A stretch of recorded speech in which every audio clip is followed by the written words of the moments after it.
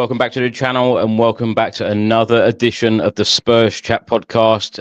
This is the Fan Show. We're live on YouTube, on X, Facebook and on Twitch. So please do get involved. Let us know how you are feeling right now as a Tottenham Hotspur fan.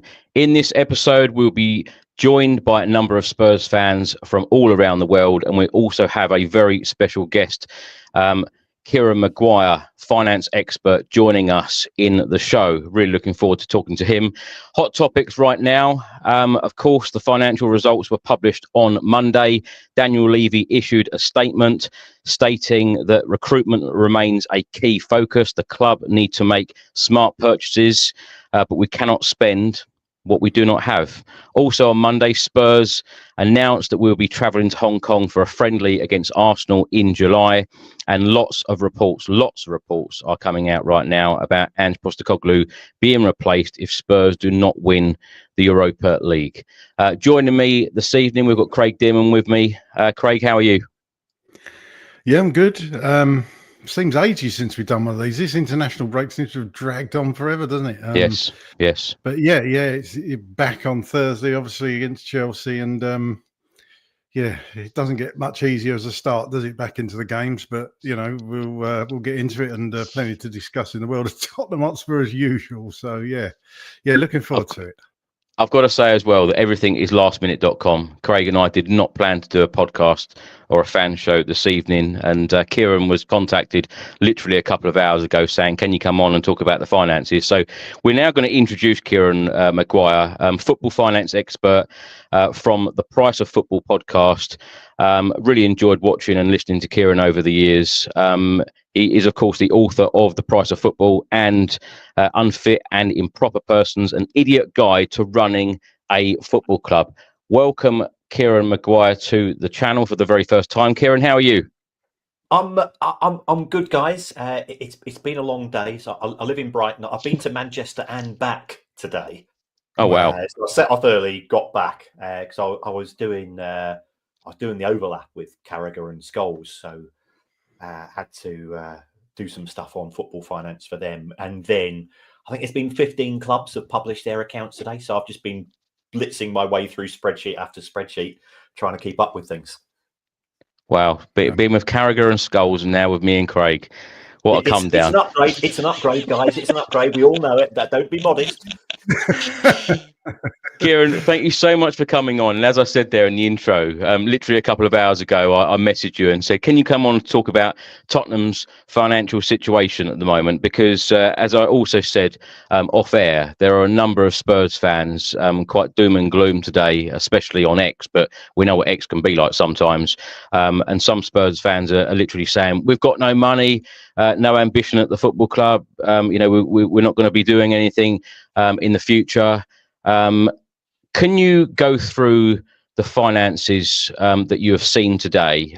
Because Spurs have declared decreased revenue of £528.2 million for 2023-2024, down by 4%. Profit from operations increased to £144.9 million. Loss after tax decreased to £26.2 million. Can you break all this down for us, please? Yeah. First of all, we're looking in our rearview mirror. So this is for the year to the 30th of June, 2024. And my advice to Spurs would be look at the road ahead. The most important thing for the club over the course of the next 8 weeks is to win the Europa League, because that will allow the club to rip up the budget it's probably looking at and look at a completely new one. And I'm not trying to be melodramatic there, but Spurs being in the Champions League next season, you start off effectively with an entry fee of 30 to 40 million. You get a couple of million for every victory. Remember, you got 8 matches. You will have high quality opposition coming to the stadium, and therefore, that's going to hit you guys as fans. We saw Villa charging £97 for a group game against Villa, so I suspect it won't be cheap. But the commercial department, they'll be rubbing their hands with glee, because the chances are you will get 2 very decent opponents and 2 more which you won't turn your nose up at necessarily. So I think that's the thing where I would be most positive about Spurs. If we take a look at these numbers, we focus initially on three things: the money coming in, how's it being spent, and what's the difference between the two.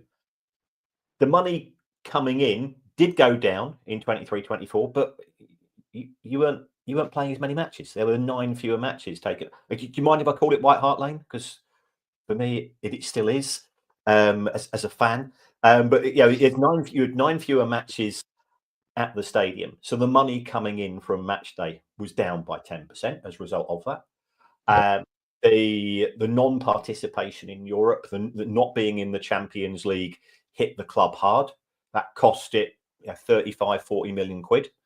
The big plus point is that the stadium is brilliant at bringing in money. If we go back to old White Hart Lane, Spurs were making 70 million quid a year from commercial. So that's your front of shirt deal, that's your sleeve deal, that's your manufacturing deal, plus any events that were taking place. Now that 73 million is now up to 250. So whilst I can understand fans, grumbling, for us it's Spurs, it's all to do with football. From a commercial point of view, all of those other events, and we know that they've recently announced a deal with the council to have 30 non-football events taking place. Like it or loathe it, it's going to put more money into the club. So that's the money coming in. In terms of the money going out, biggest cost for a football club is wages. And I think the problem that Spurs have is that they are very much 6th of the big 6 when it comes to paying the wages. So they're 150 million pounds behind City. They're 100 and odd behind Chelsea and Liverpool, and I think is there some other club in North London? I don't know, can't remember. No, but they've fallen behind, and even though the wages have gone up an awful lot compared to where we were in terms of the old stadium, when it comes to football, to a certain extent, you're running to stand still. You've got to be able to match the wages as they're going up. So based on my numbers are very crude, by the way, but I reckon Spurs are playing on average just over 100 grand a week. That's amazing money. But if City are averaging 180, if Manchester United, and they had a bad season last season, if they're averaging 150, then it means that when it comes to recruitment, you're fishing in a slightly different pool. So that's your biggest cost. Spurs, I'll pop down to Timpson's if you want. If you want a trophy, the trophy for best wage control in the Premier League goes to Spurs, and Spurs. And I think this is where many fans get a bit angsty. For every £100 that comes in, Spurs spent £42 on wages. Now, Forest announced their results today. For every £100 that comes in, £86 gets spent on wages. And Forest are absolutely knocking it out of the park this season, as many observers will testify.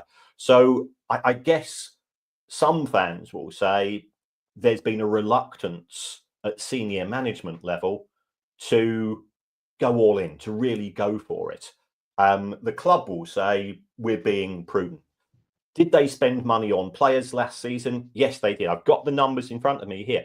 A record spending of £272 million. Now that's a frightening amount of money, more than £250,000 in terms of player purchases.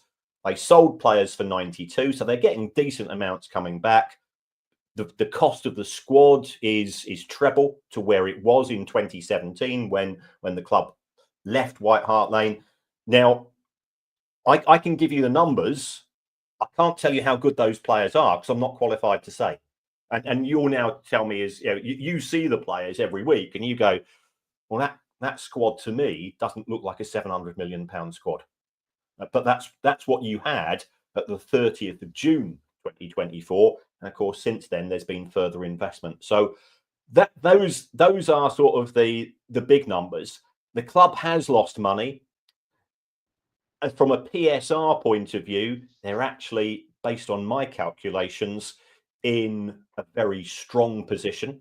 They could certainly invest more in the squad. So despite the fact that they've been losing money, their infrastructure costs at Spurs are very, very high because of the new stadium, because of the investment in the training facility.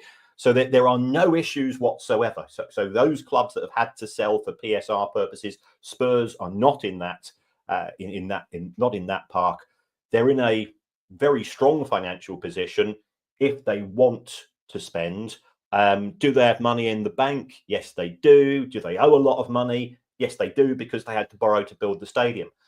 I think what frustrates fans, and I'm not putting words into anybody's mouth here, but is that perception of, you've moved to this fantastic new stadium, you're paying top dollar. Based on my figures, I think it's costing on average it's more than £100 per fan per match. That's how much the club generates. And you might be saying, well, I don't pay that much, but by the time you factor in all the hospitality packages and so on, and I've been fortunate enough to be in hospitality in Spurs, and the quality of what you get is amazing. God knows how much it costs, because I certainly wasn't paying for it, but it was off the scale in terms of quality. So they are good at bringing the money in. They have been spending more money than Spurs have historically, but they're not spending as much as the others, which means that it's more difficult to compete for, top 4, top 5, whatever it's going to be for Champions League places. And that's why, again, I go back to the Europa League and say that really is the main aim. If I was a business person, and of course, and as a fan as well, you as a fan, you want to get into, is it Bilbao, the finals taking place this year? Yeah. So you want to be there, A for the crack, B for chance for glory, but C, the finances would be fantastic next season.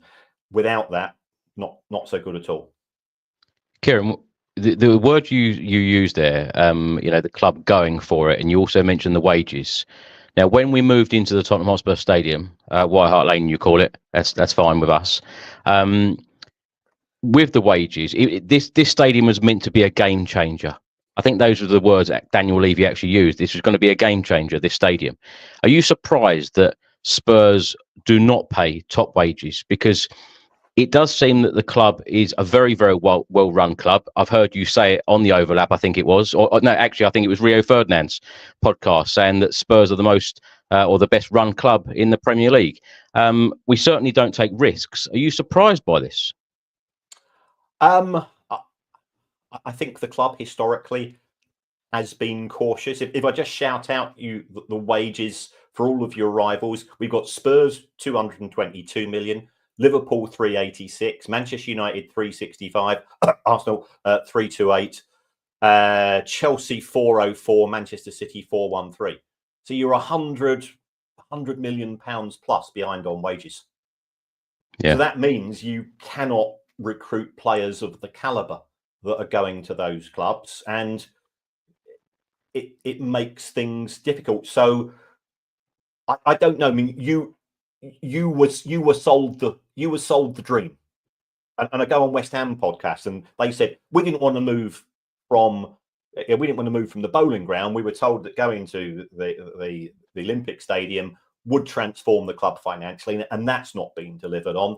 I can understand you as fans feeling, yeah, it's a lovely looking stadium, but if we're spending A, less money on wages, and B, less money on each pound that the club's generating on wages, are we perhaps getting a slightly raw deal? Yeah. I'll tell you what, it's fascinating, isn't it? But you could argue that if we didn't, I know people wanted to stay at White Hart Lane, a lot of people didn't want the new stadium, but we'd probably be in a worse financial position had we not moved, Kieran. Is that fair to say? Because the stadium just doesn't generate the money, does it? Yeah, absolutely. Romance gets you nowhere in football. So the stadium, the plans for the stadium, the way it's been delivered, multi-sport, multi-function, for me, it's set a gold standard in how you should do a transformation from a one location to another. I think they have been super smart on the off the field, but you don't go to Spurs to praise EBITDA, do you? You don't fall in love with PSR calculations, and Spurs in both of those are spectacularly good. You do it for the glory, you do it for the love, you do it because it's part of you, your identity, your history, your heritage, you being grown up as Spurs fans. And I can understand that frustration. So all of the infrastructure is in place, but it's a bit like being stuck in third gear. For whatever reason, somebody at the club is saying, we're not going to try to compete with some of these other clubs. Newcastle's accounts came out a couple of weeks ago. They've now caught you up in terms of wages. And you saw the pictures at the weekend of how much it meant to their fans winning the Carabao Cup, and they seem to be sort of really looking really positive. You've got Villa, who they announced their accounts a couple of hours ago. They lost 80 million quid. They've really invested. And that big six, I think, is in danger of becoming, from your point of view, a big eight. And you don't really want to be on the bottom rungs of that big eight, because 8 into 5 doesn't go, assuming that English clubs are going to regularly be seeking one of 5 Champions League places. And you'd think, well, you'd know that Daniel Levy and the board will know everything you've just said, Kieran. So what's got to change in your opinion? What have we got to do differently, Tottenham? Is it a simple fact of getting into that Champions League? Well, for every pound you get in the Europa League, you'll get 4 in the Champions League. So it does make a difference. Could it perhaps be that? And I cannot talk about the qualitative things in terms of recruitment. If you gone and spent £250 million recruiting players this season, or sorry, in 23-24, you would have thought that would have delivered something. Now, you might say, well, perhaps I'm being harsh. That they did get into the Europa League after all, but I think it comes to 2 things: spending big and spending smart. That you need the 2 to go together. You look at Liverpool; they've been very good at doing both of those. I think Manchester City were pretty good at doing both of those. I think the wheels have come off perhaps in the last 2 seasons, and we've seen them drop as a result. Manchester United have spent big but not spent smart. Chelsea have just spent, God knows what they're up to, and so on. So it comes down to the quality of recruitment and who's making those decisions. I don't know enough about Spurs. You see what's delivered on the pitch far better than I do. Kieran, interestingly, in Daniel Levy's statement today, he said we've invested over £700 million net since April 2019 when we moved into the stadium. What have you made of Spurs since us moving into the stadium? And I don't mean, from a football point of view, I mean from a financial one. Are Spurs in a much better position? Because I'm going to say, I think a lot of fans at the moment, they're saying, well, we're doing this, we're doing that, we're doing all this off-pitch stuff. The hotel is now being built. Spurs fans want to see star players coming in. And is that realistic? In the sense that, are they in a better position than they were in 2017 at the old White Hart Lane? The potential is there. It's now up to the senior people at the club to deliver in terms of the quality. Could they spend more money on wages? Absolutely. Could they spend more money on players? A £700 million squad, that's not far off what Liverpool have got in terms of their investment. It's City are around about £1 billion. Chelsea are probably around about 1.4 billion. It's not that far away from what we're seeing at some of your other big 6 rivals. So there has been an element of investment. I would agree with Daniel Levy's comments there. One other thing that does concern me looking at these numbers is that whilst the club has spent a fortune on players, it's done it on credit.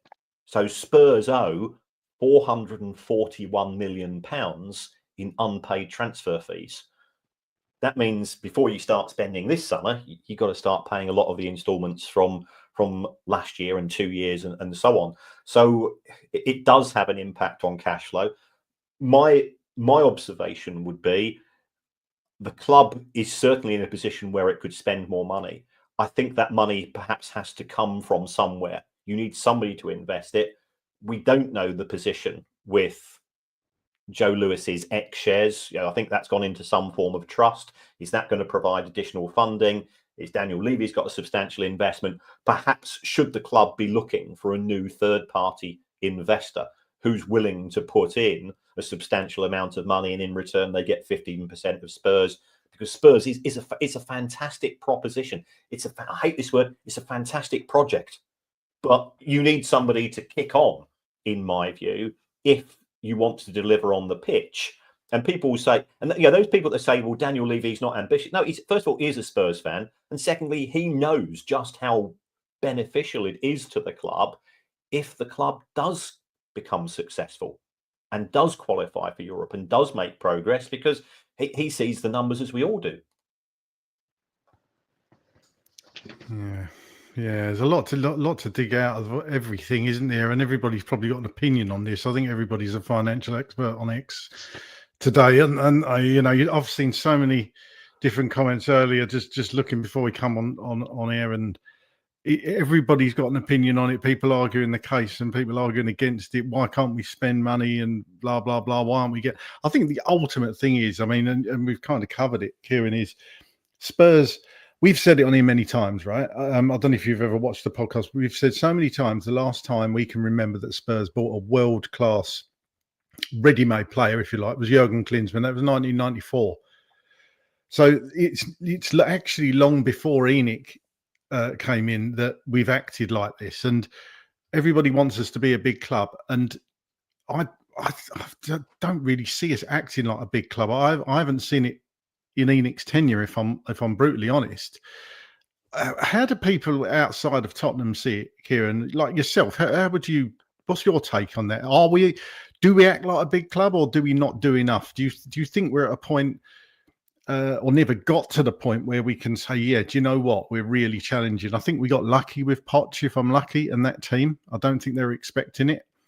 What's your opinion on it? As an outside observer, I think you're second on the bill at Glastonbury.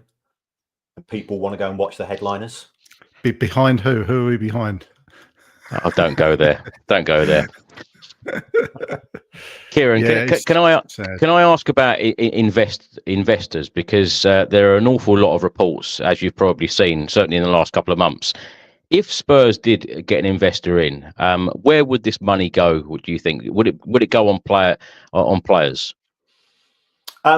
Well, there's no need to pay back the money to the banks, because Spurs have, again, from a business point of view, they borrowed the right amount of money and they borrowed it dirt cheap. So, for heaven's sake, don't waste it on repaying loans, because you'll save buttons in terms of interest, and you'd have to pay early repayment penalties, a bit like if you early repay a mortgage.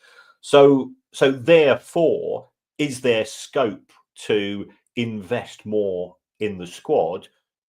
That's I guess where the focus should be. Otherwise, the danger is that you and we saw this with Arsenal for a period of about 5 or 6 years. They became detached from the top four. They weren't qualifying for the Champions League, and they sort of went into sort of a frozen state of not really making progress. And it took those 6 or 7 years to come back. I don't think Spurs, you certainly don't want to be finishing 6th or 7th for that longer period of time. But financially, it is now so beneficial to be in the Champions League. I think that would leave you sort of a lap behind at the start of each season in terms of the race for the top places. And you get further and further behind because it's just so lucrative to get there. Can I also ask, we're talking about Spurs winning the Europa League and Spurs then going into the Champions League for next season. We've seen the figures now of Spurs not being in Europe for a season. How would the figures look next time around if Spurs do not play in Europe next season? Because, like a lot of Spurs fans are worried today, saying, well, we're not going to be spending any money on players. What's likely to be budgets if Spurs are not in Europe next year? If they're not, then these figures of £528 million will not be exceeded. And whilst it's a lot of money, if you've got your rivals generating 750 million, then you're starting a long way behind. And how do you catch up? That's why I think there has to be a real push for it. And I appreciate there's 8 teams going for it, and there's some pretty decent teams that you're competing against in this competition. Yeah, Kieran, can I also ask what you make of all of the criticism that Daniel Levy and the board get? I think Daniel Levy is Spurs through and through. I think the downside would be, my observation, is that he's used to getting his own way. He micromanages things too much at times, and perhaps being more open to other opinions, other ideas, might be beneficial. I was talking to a Spurs fan recently myself, and he said, let's be honest. The 20 years before Daniel came in, we only won 1 trophy. 20 years since he's come in, we've only won 1 trophy. We've not gone backwards, and they're absolutely correct. They're not gone backwards. Spurs are genuinely seen as one of the big 6. And that wasn't the case necessarily in the 1990s, when things tended to be a bit more fluid. So I think he's very professional, but sometimes the hardest thing to do in business is to listen to others. Mm.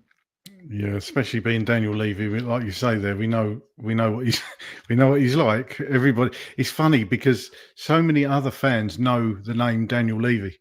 He must be talked about so much because you couldn't tell who the chairman was of half the Premiership teams, but everybody knows Daniel Levy in Tottenham, and I'm not sure that's a good thing or a bad thing, to be honest with you. But I think what would happen, what needs to happen, Kieran, do you think, for ENIC to really perk their ears up and listen? Because we've been told that the club is for sale at the right price. They would think about selling at the right price. Do you think they would sell?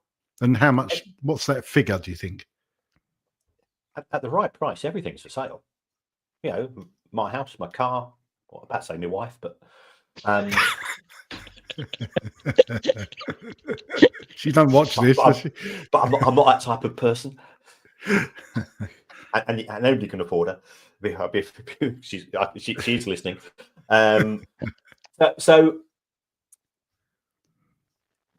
What would the price be? Realistically, I think you'd be looking at, Chelsea went for around about 2.3, 2.4 billion, and that was a club which has a substandard stadium in terms of being competitive at the top level. So if you buy into Spurs, you've got state-of-the-art infrastructure, so that's saving you well over £1 billion. So my view that Spurs would be looking for 3 billion plus. I would imagine they would be probably pushing for around about 3.5.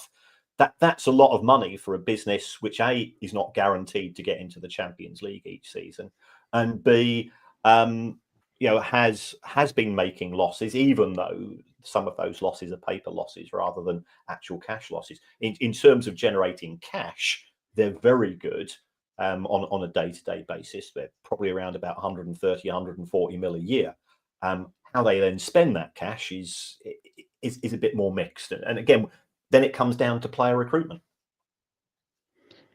I was going to ask that, Kieran. With all of these, non-football events at the stadium, every fan thought that every single penny would go back into the team, Tottenham Hotspur Football Club, and create a wonderful team for us to win trophy after trophy. Also, what I wanted to ask is, in Daniel Levy's statement, he spoke about everything must be sustainable. And he said that, Spurs rank the 9th richest club in the world, but we cannot spend what we do not have.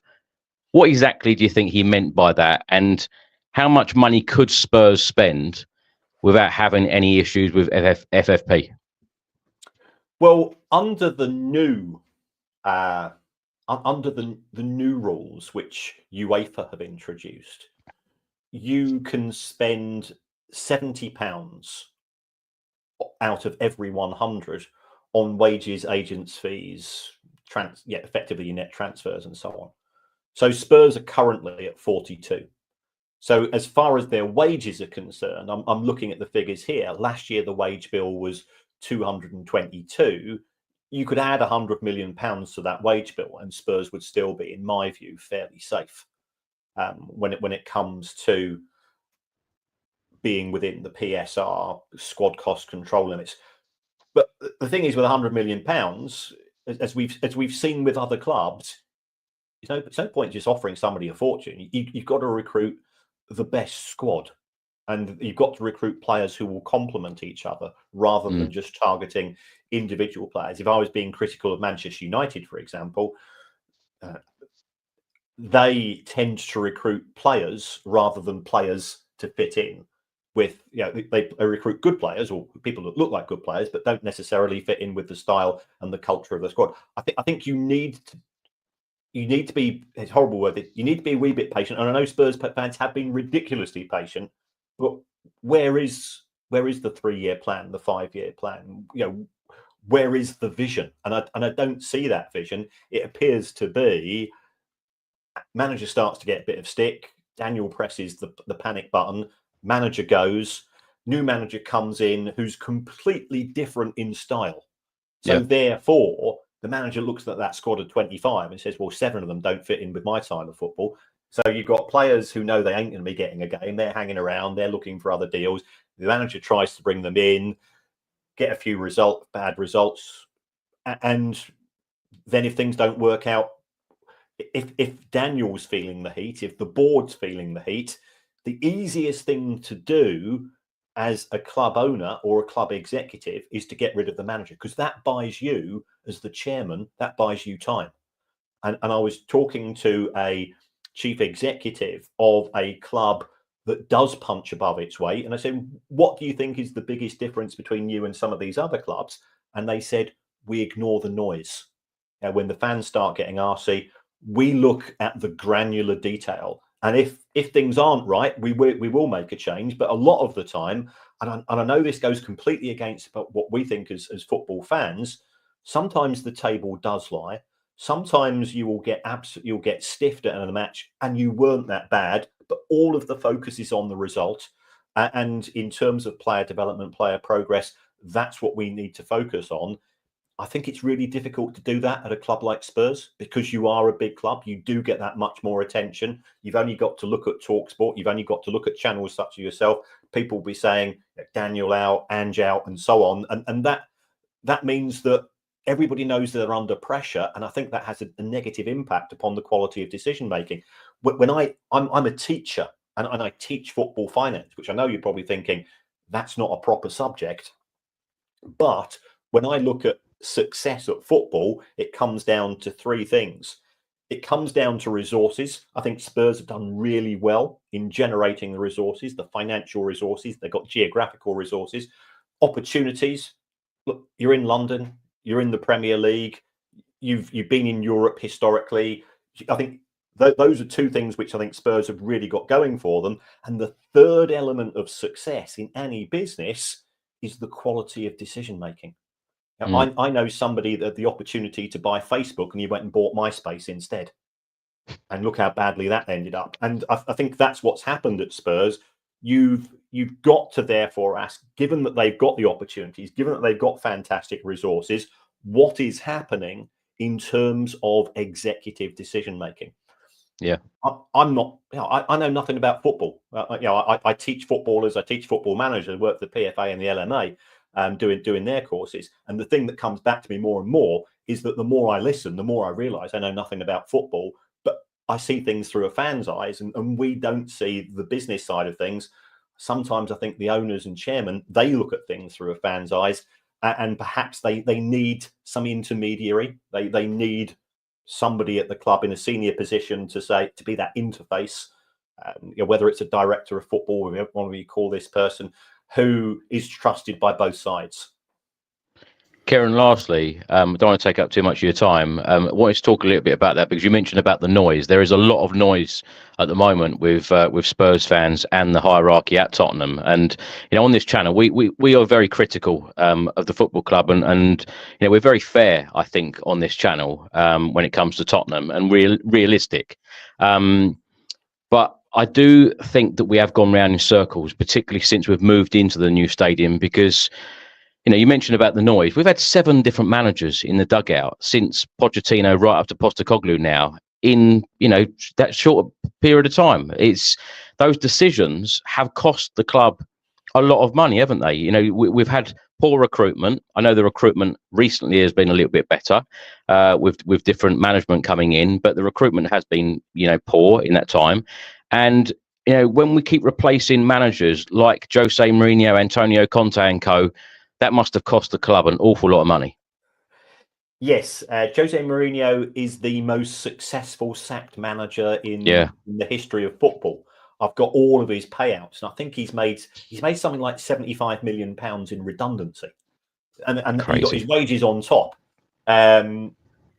So that there are issues in terms of relationships, and you look at any business which is successful. You've got the owner, the chief executive, director of football, and the coach, and they're all rowing in the same direction. And Conte, loose cannon. Mourinho, loose cannon. Why are you going for people like this? They're big names. Rather than big names, just get a good manager. And it can be difficult because you had Nuno, and that was a disaster. From your point of view, and you must be looking at him now going, what's happened? Because he's the same guy, but he was probably somebody that moving to Spurs is a massive club, and the level of scrutiny and the level of pressure that you get at a club like Spurs is different to a club where perhaps the manager can nurture things and bring things forwards. And we are living in a world where we want instant success and instant gratification. Being patient and ignoring the noise is really difficult, and I absolutely understand. You're paying top dollar. You're paying an absolute fortune for your season tickets. You're paying a fortune for your merchandise.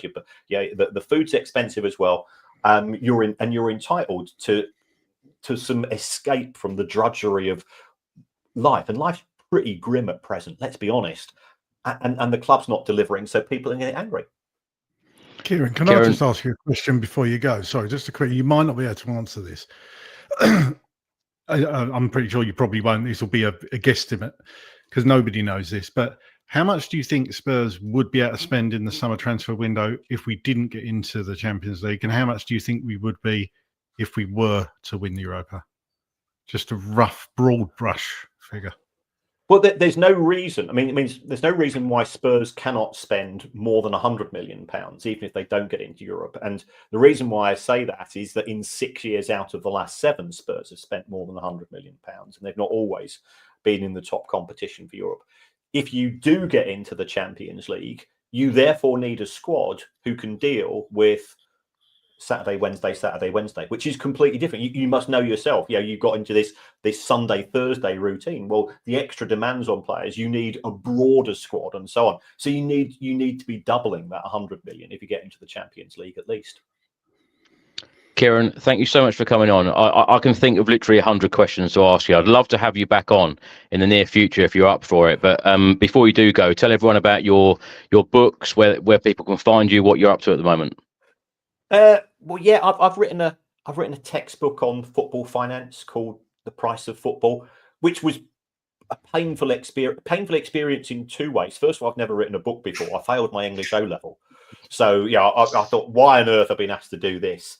And secondly, it went on sale. The first edition went on sale 3 weeks before COVID started, and I work at the local food bank on the days off.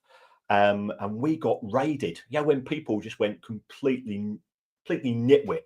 So somebody broke into our local food bank and nicked all the food, which is a pretty reprehensible thing to do.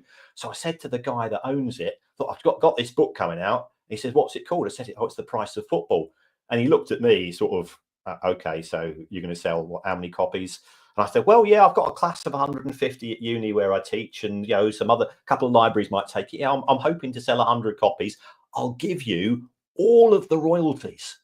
So I'm thinking, I sell 100 copies, I get £1 a book. That's 100 quid I'm giving to the local food bank. That makes me sort of a bit of a nice guy.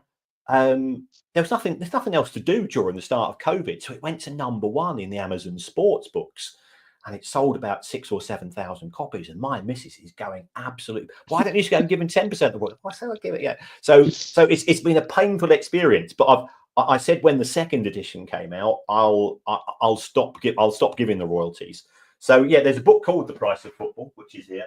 If anybody is interested in this nonsense, and it isn't a proper subject, and if you've got kids that are going to university and they want to study football finance, you can tell them, it's not a proper subject, but it's all about how do you value a business? How do you understand PSR? How do you all this nonsense about amortization, profitability, ownership models? So it is. I think it's quite a good read, and I do know some people at the club have got copies of it as well, but I can't tell you who.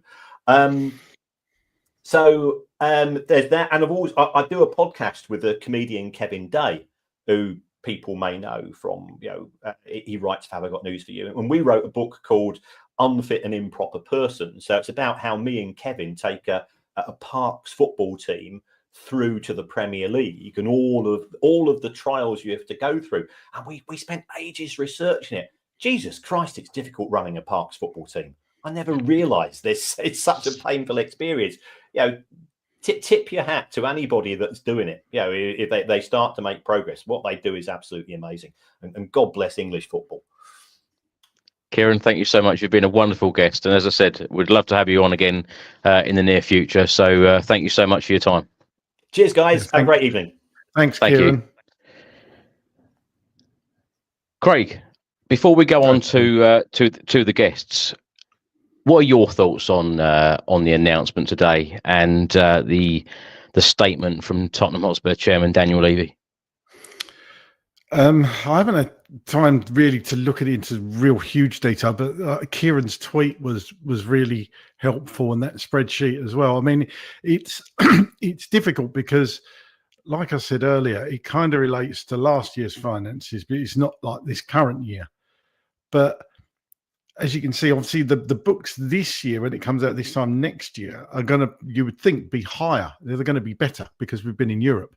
So there've been more visits to the stadium for fans, blah, blah, blah, blah. So that season's accounts was obviously the season we weren't in Europe.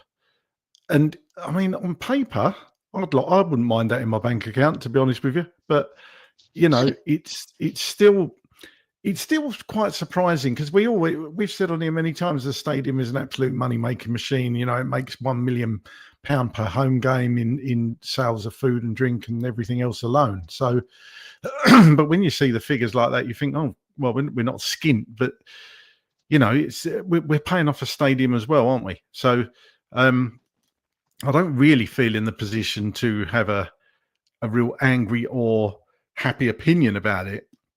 But I just want the club to spend what money we have got on better buys, if you like, because we've just not done that of late. We've had a few players come through that you think, yeah, they're worth the money. And I know certain English players you're going to pay a premium on, like your Dominic Solankis and other English players. Obviously, Archie Gray, we spent a lot of money on.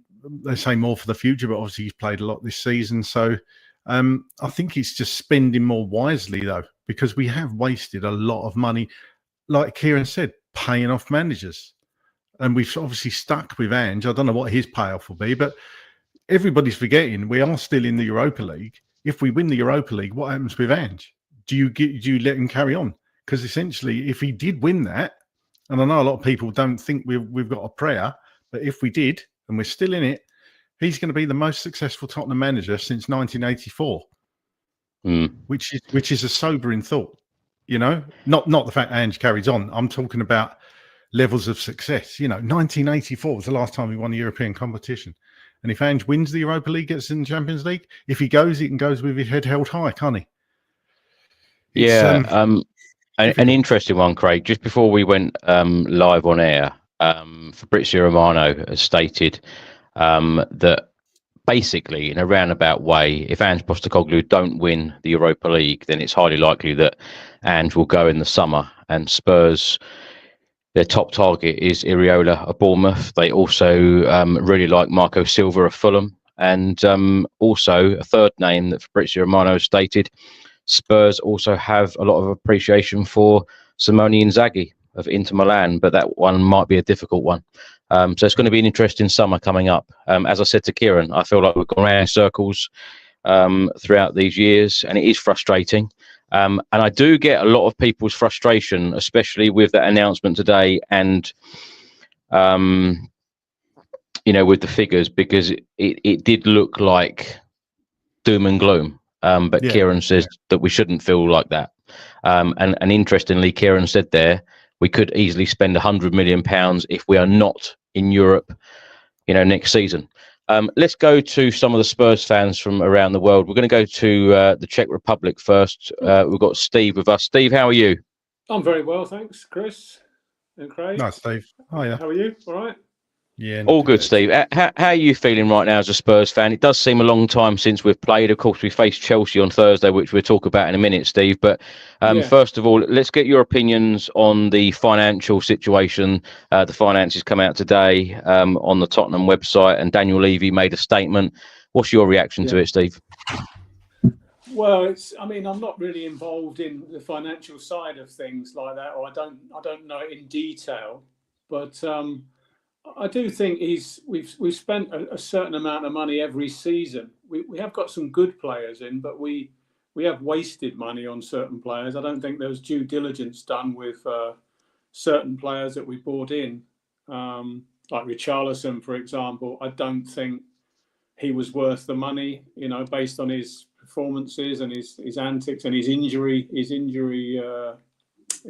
the past. I mean, I don't know. You've got to balance it. Business is business, and at least we're not in debt. We're not under inquiry about, breaking the rules, as it were, as Manchester City have done 115 times. But still, nothing's happened. There's no charges as such.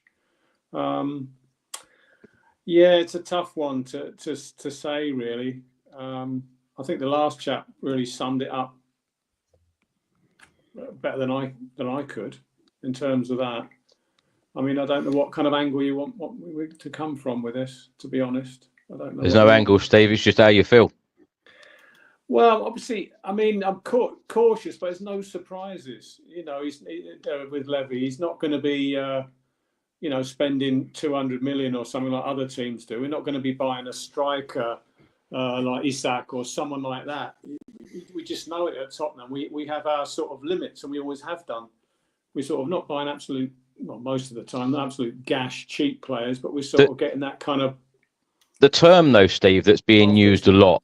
The term that's being used a lot is rinse and repeat. And as I said to Kieran a minute ago, 7 different managers in the dugout since 2019. Does it seem like we're going round in this cycle in circles? Because it certainly feels like it.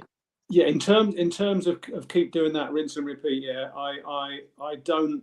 Although it's hard for me to say, I'm probably one of the few Spurs fans. I would keep Postecoglou for the simple reason he hasn't really had time with all the injuries to take it. Give him enough time really.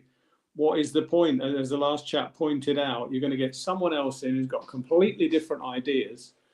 Although I must say, I did watch the Bournemouth game the weekend, and they play a very similar game in terms of a high pressing game. They played really well. So Irola, whatever his name is, I think he wouldn't be so many changes in terms of personnel wouldn't need to be made. I like his style of play. I don't think it's that different from Ange's. But I really don't think it solves anything, changing the managers every 5 minutes. Absolutely not. And I can't believe that some fans are saying, well, even if we win the Europa League, they still want him out. That's beyond me, to be honest. Maybe their attitude will change if we raise that cup in Bilbao and, you know, maybe they will say he's all right, because they're fickle as anything. 1 minute they're singing his name, and the next minute they want him out, which is understandable because of our league position, obviously. I'm actually putting my money where my mouth is. I bought another ticket for the game on the 10th. I might see you guys there. So I've got another hotel booked and more flights. And Mrs. is saying, "Are you off again? Are you? Another holiday?" I said, "It's not a holiday. It's a bit like going to the dentist." So, Steve. Steve. I'm looking forward to it. I'm obviously against a team like Frankfurt for an extraction, I forgot to mention, or two. Yeah. I'm just trying to think whether I've come out the Tottenham Stadium or the dentist with more pain. Yeah, exactly. Yes, exactly. I know I'd rather go for the pain some of the time. Probably they're very similar, aren't they? To be honest, Steve. Before the European games, obviously we've got Premiership back this week. Chelsea away. Oh God! Yeah. One of the most joyous games in our history, recent history, long-term history. Can we win this game Thursday? How's this game going to go? How's it going to pan out? Well, you know, if the sort of what's the word? If the team collective come out and play like we did against obviously Manchester City away earlier in the season and put forward past and didn't concede, well, we can win it. But if we turn up as we have done it in the other games against people like, well, just virtually anyone, Ipswich and Brighton, I think it'll be a high-scoring game. I think we'll come out of them and we might get a couple. I think it'll 3-2 either way, something like that. I mean, it's a difficult call, obviously. If I'm saying it from my head and experience, we're going to get trounced. You know, we're going to get hiding. But I don't like to think like that. Every game's different. Yeah. I actually, funnily enough, I was just trying to find it before you guys came on. I used to write for the Spurs website. I used to post these pre-match comments and after-match comments. And that particular game, I wish I had it now, I wrote there because Dele Alli, I think, had been injured. And I said something, I was just based on hope, really. I said, I think Dele Alli's going to come back and have a great game and score a couple of goals. And he bloody did. So, but, that was just off the cuff. I tell you what, I'd be really, even with a draw, which is pretty much sums up Tottenham, isn't it, if you're happy with a draw. But away at Chelsea, with our record at Chelsea, I think 3-2 either way, depending how luck goes, injuries, VAR, so much involved, isn't it? Just based on their form and our form, well, it's just like 4-1, 4-0 Chelsea. But I don't think like that. It's the same as the Frankfurt game. I'm obviously not going there thinking we're going to lose. Otherwise, I wouldn't be buying a ticket and going all that way and spending time on hotels and all that kind of stuff. So, very hopeful. Steve, of course, you live overseas now in the Czech Republic, originally from England. But today it was announced that Spurs will be facing North London rivals Arsenal in Hong Kong in July. What do you make of this news? Because it'll be the first ever North London derby outside of the UK. Yeah, no, it's a crowd puller, and obviously it's going to make money for both clubs. How friendly it's going to be will be the interesting part of it. I think it's. I don't think, obviously no love lost there. So it's obviously it's a good idea. It's like the two Manchester clubs meeting up on their various summer tours. It's a derby. I hope we beat them all the same, obviously. It's a money spinner. There's lots of fans out there, obviously, from who live over that way and support both clubs. Yeah, it's a good one. Yeah. Craig, what do you make of that news? Because I've seen a lot of negative comments about it. It's all about money, Chris, isn't it? It really is. That's all I can say about it. It's just all about money. It's weird having North London derby outside of England. It's not going to mean anything. No. Well, it is because it is who we're playing. But do you know what I mean? It's not. Yeah. It's just an excuse to make a bit of money in it, pre-season tours, and get your faces out there and the club a bit known a bit further afield, and it's probably be good for both clubs, to be honest with you. Yeah, I'm not bothered either way, to be honest with you about it. It's probably be a bit weird watching us play Arsenal. Look, we played West Ham in Australia, didn't we? That's right. So it's just kinds of these sort of things you're going to see more and more, I think. And of course, we played Arsenal in that tournament. Although it was at home, we played them in the what was that competition a couple of years ago? I can't remember the name of it, but yeah, after the World Cup, wasn't it? Or the Euros? Euros, yeah. Not the Audi Cup. Was it the Audi Cup? No, we won that. We won that. Yeah, we won that. No, that was. Shouldn't forget that. That was 2019. That's how long ago that was. Yeah. The year after last time we beat Chelsea, April the 1st, 2018, which is it's April the 1st tomorrow, isn't it? Steve, what do you make of the reports, especially from Fabrizio Romano today, stating that Spurs are interested in Iriola of Bournemouth? Thomas Frank is a name that's been said as well by a number of media outlets here in the UK. Simone Inzaghi of Inter as well. Yeah, I mean, like you said, I'd dismiss the Inzaghi thing. He's doing very well at Inter. I wouldn't want a foreign manager coming in who has no experience of the Premier League. You know, I'm sorry. I'd rather have one of the two, Iriola or Thomas Frank, someone like that. I really like the way Bournemouth play. He's done a fantastic job with a very small squad. Small revenues, size of the stadium, but he's got them all playing for each other. There's a fighting spirit there, and I like the pressing game they play. Was really impressed with the way they play. So whether we've got a chance of getting him, I don't know, because he's going to be much sought after in Europe with his performances with Bournemouth. He's a likable character. He seems to know what he's doing. Made some really good substitutions the last game I watched. Frank as well done wonders with Brentford, despite selling. What's his name? He went to the Saudi League.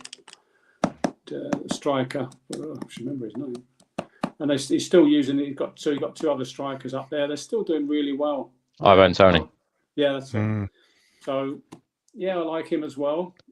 I think the clause, isn't it? The buyout clause for the Bournemouth manager is 10 to 11 million. But that's, if you're looking for a top manager, they're going to pay that off. No sweat. I mean, obviously, I really hope that we don't need to go down that road. But it's a tall order for us to win the Europa League. We've got to find some form. Actually, this game against Chelsea, it could have a major effect or impact on the game against Frankfurt on the 10th, because if we play, very, very well against Chelsea, don't get beat. Let's say we don't get beat, we play well, a good performance, and then we obviously go at the weekend. So obviously at the weekend we go in and put quite a few goals past Southampton, another good performance. I think then the boys will be really up for the game, all of them. Well, they should be anyway, I know, but you know what I mean? There'll be a little bit of momentum. But if we lose to Chelsea and have a draw or a little 1-0, 2-1 against Southampton, poor performance, then I won't be holding out much hope for the Frankfurt game. That's what I mean in terms of these next two games will have a huge impact on the Frankfurt game. But I hope, in hopes that we do well. What do you guys think about the Frankfurt game while we're on about it? Because I'm going to be there. Well, I think that's a really interesting and good point from you about the momentum, because I've heard a lot of people say that the squad and the team have just shut off from Premier League games. You can't do that. You need that momentum going into that Europa League game. Yeah. Okay. Yeah, I'm going to push the boat out here. Actually, I'm going to say if we get past the quarters, if we get past Frankfurt, I think we'll get to the final. I think we'll win in the semi, no matter who we play. But I think this Frankfurt game is going to. Yeah, I think this Frankfurt game is going to be tough, especially away leg. Chris will tell you their stadium is he's not quite on Galatasaray levels. No. I think it's fair to say, Chris, but it is quite passionate home support there, isn't it? Yeah, definitely. Yeah. Aren't you hosting the podcast that night? It honestly depends. I meant to say to you, actually, honestly depends if we win. No, I can't. normally when I'm doing Thursday. Normally, when Craig hosts the podcast, Steve, it's normally not good news. Oh, And he's hosting the podcast this Thursday when we play Chelsea. So, I'm like Jonah, honestly. Yeah. Steve, Right. thanks so much for coming on. I look forward to seeing you again at the Tottenham Hotspur Stadium against Frankfurt. We'll have a beer before the game if you like. I owe you one. Cheers, Steve. We'll speak to you soon. Thanks, Steve. Steve. Keep up the good work, guys. Great show. Love it. Thank you so much. Cheers. All right. Cheers. Yeah, bye-bye. Take care. We're now going to go to Steve again because we kept him waiting a long time last time. Steve, how are you? I'm good. How are you guys? All good, thank you. You're not used to being on here before 11:30 at night, Steve, are you? No. It's early for me. Early night. Yeah. Steve, how are you feeling about things at the moment? All of the latest news and the finances, of course, come out today. Daniel Levy's statement came out. The Chelsea game on Thursday. We've got a lot to talk about. How are you feeling right now about everything? I want to start with a positive. I just want to congratulate the club about the the charity match the other day. I thought that was an amazing day. It was so well organised. Everybody had a great time, and it was a well worthy cause. So I just want to congratulate the club on that because I think they did a fantastic job with that. Mm-hmm. So, did you go, Steve? Did you go? Yeah, I did, yeah. Took the family with me. So last minute decision to go. Went down there, got tickets, and went in. Had a great day out, all of us. So really good. And we actually got some decent football. Robbie Keane and Jermaine Defoe, they've still got it. Yeah, Wow. and Teddy Sheringham to a degree. And Aaron Lennon. I have to say, special mention to Aaron Lennon. He's still fast, isn't he? He's still quick. Yeah, and Mark Falcao as well. To a degree. But, with regards to the financial thing, it's just I don't know. It's tough, isn't it? You can see the plus and the negative to it. So I'm not really a financial expert, but it's where we are, and I think we're just going to have to accept it. That's where we are as a club at the moment. Until something changes differently, then we're going to be just stuck where we are. Do you not agree? I think it's funny when you read it because everybody thinks it's doom and gloom. But when have you ever seen a financial report where they come out and say, "Can you imagine Daniel Levy saying we've made shitloads of money, we got tons to spend in the transfer window"? So it just doesn't work like that, does it? So we're kind of used to reading this sort of report every year. It's always been, do you know what I mean? It's always something linked to we've got to spend within our means. That the words to that effect. We can't. We're in a delicate situation. Blah blah blah. So look, but what Kieran said, in my opinion, was right. We've spent well over 100 million, I think, the last 2 summer transfer windows. So the money is there, but I keep going back to it. I don't know what's your opinion on this, Steve. Is that we've got to spend more wisely, and if they want 2 or 3 positions, they just got to be a bit more clever. Yeah, but it depends who's on board level, though, isn't it? If someone's saying, "I want to get this player in," and then someone's saying, "Oh no, we can't do that." So what's going on at board level? That's what we don't know, really. So it's tough. It's very, very tough. But I think we do need to go out and buy maybe 1 or 2 high caliber players if we can. And keep investing in the youth and keep Ange, because like you say, changing another manager, we'll be back here in 2 years' time, won't we? Do you not think? Interestingly for me, Ange Postecoglou's name was not on the statement, and I'd like to see words like ambition in these sorts of statements as well. Totally agree. But it's just where we are as a club, isn't it, really? So how are you guys feeling? How are you feeling about it, Chris? Of course, it's been a very frustrating season, isn't it? And as I keep saying on every episode, all of our hopes and dreams are being pinned on winning the Europa League. And I just think that if we don't win the Europa League and we're not in any European football next season, I think it's going to be very, very difficult. The transfer window, I think all of us are going to be expecting a lot. Whatever happens, we're all going to be expecting a lot. It's interesting speaking to the finance expert Kieran Maguire earlier, who says that we could easily spend £100 million regardless of whether we're in Europe or not. But will that be the case? And as he also mentioned, some of the spend on wages compared to Tottenham, some of these clubs are now overtaking us, and that is always an issue. How many clubs have overtaken us? It's interesting. Craig put out a video on the channel a couple of days ago and said, who are the big six? Are Spurs still one of the big six? Because I feel like, those teams have shuffled around and it has shifted. And when you look at the Premier League table, the amount of teams who have showed real ambition about winning trophies, want to, do good things, better things. Look at a team like Aston Villa, how much they've come up in the last year or two, how much money they've spent, really good recruitment. They've got a really good manager. They've done things, in a very, very positive and good way. And you look at a lot of those teams above us in the Premier League, a lot of those have done excellent work in terms of recruitment and things on and off the pitch.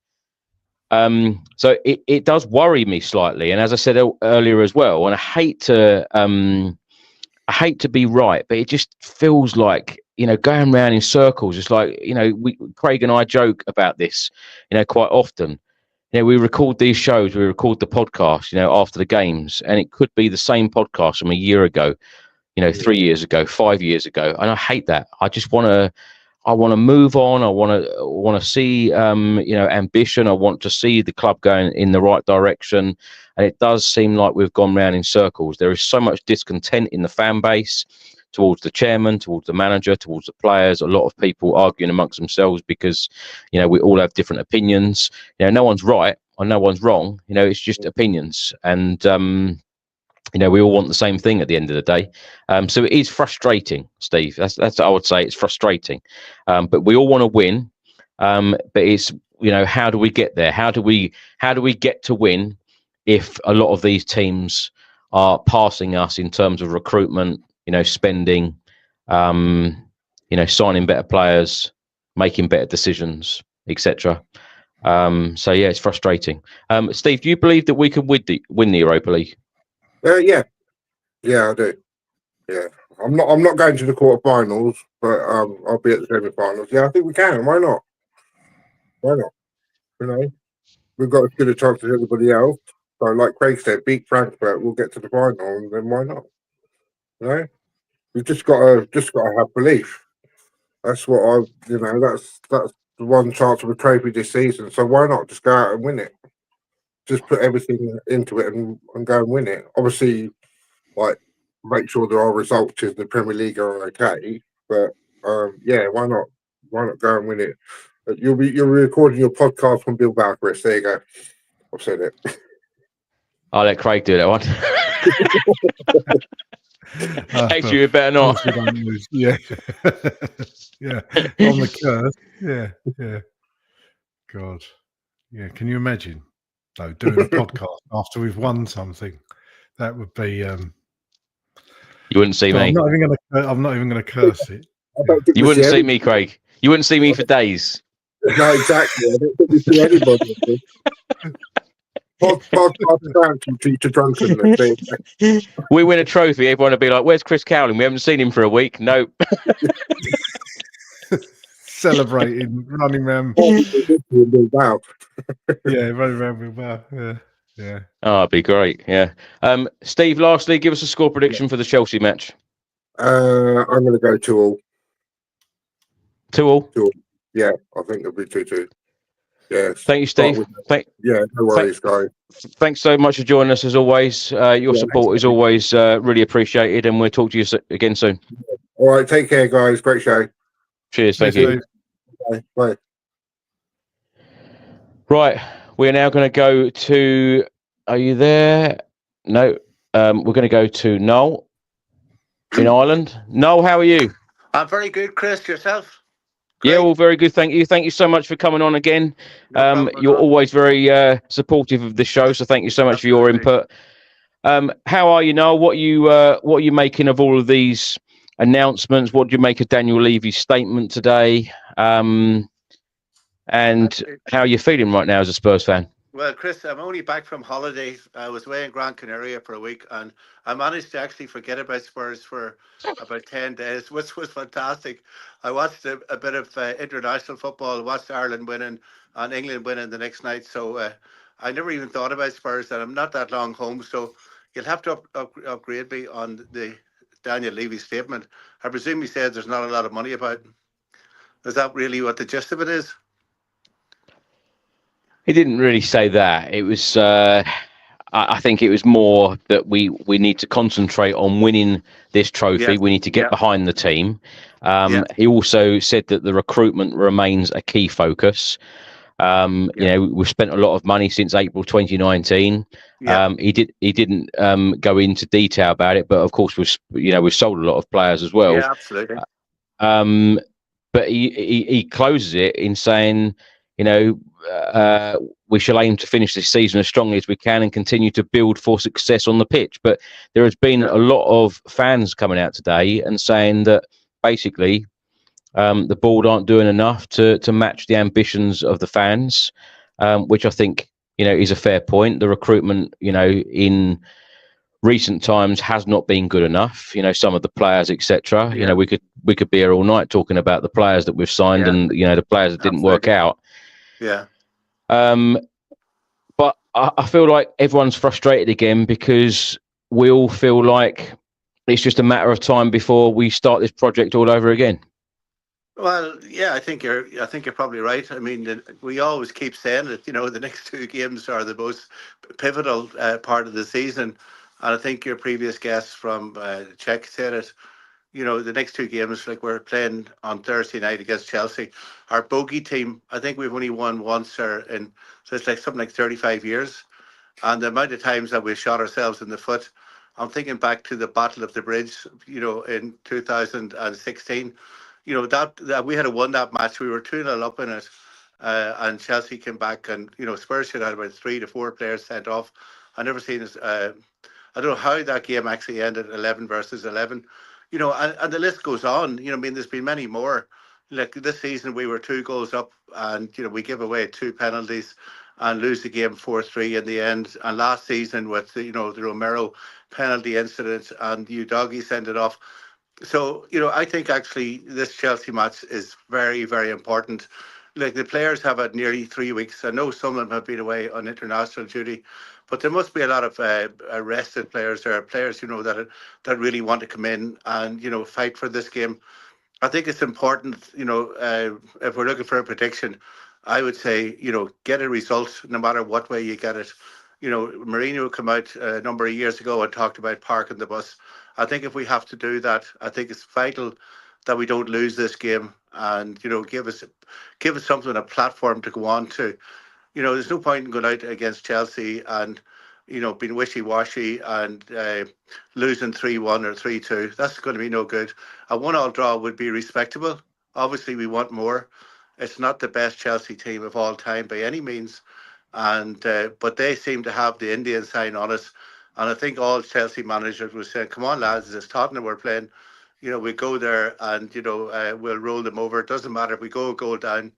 You know, they'll capitulate." So I think it's time that the players showed that for this season. There's been some really good performances, but we really need to show a bit of gut and fight on Thursday night, and that's what I'm hoping to see, and that's what I'm looking for.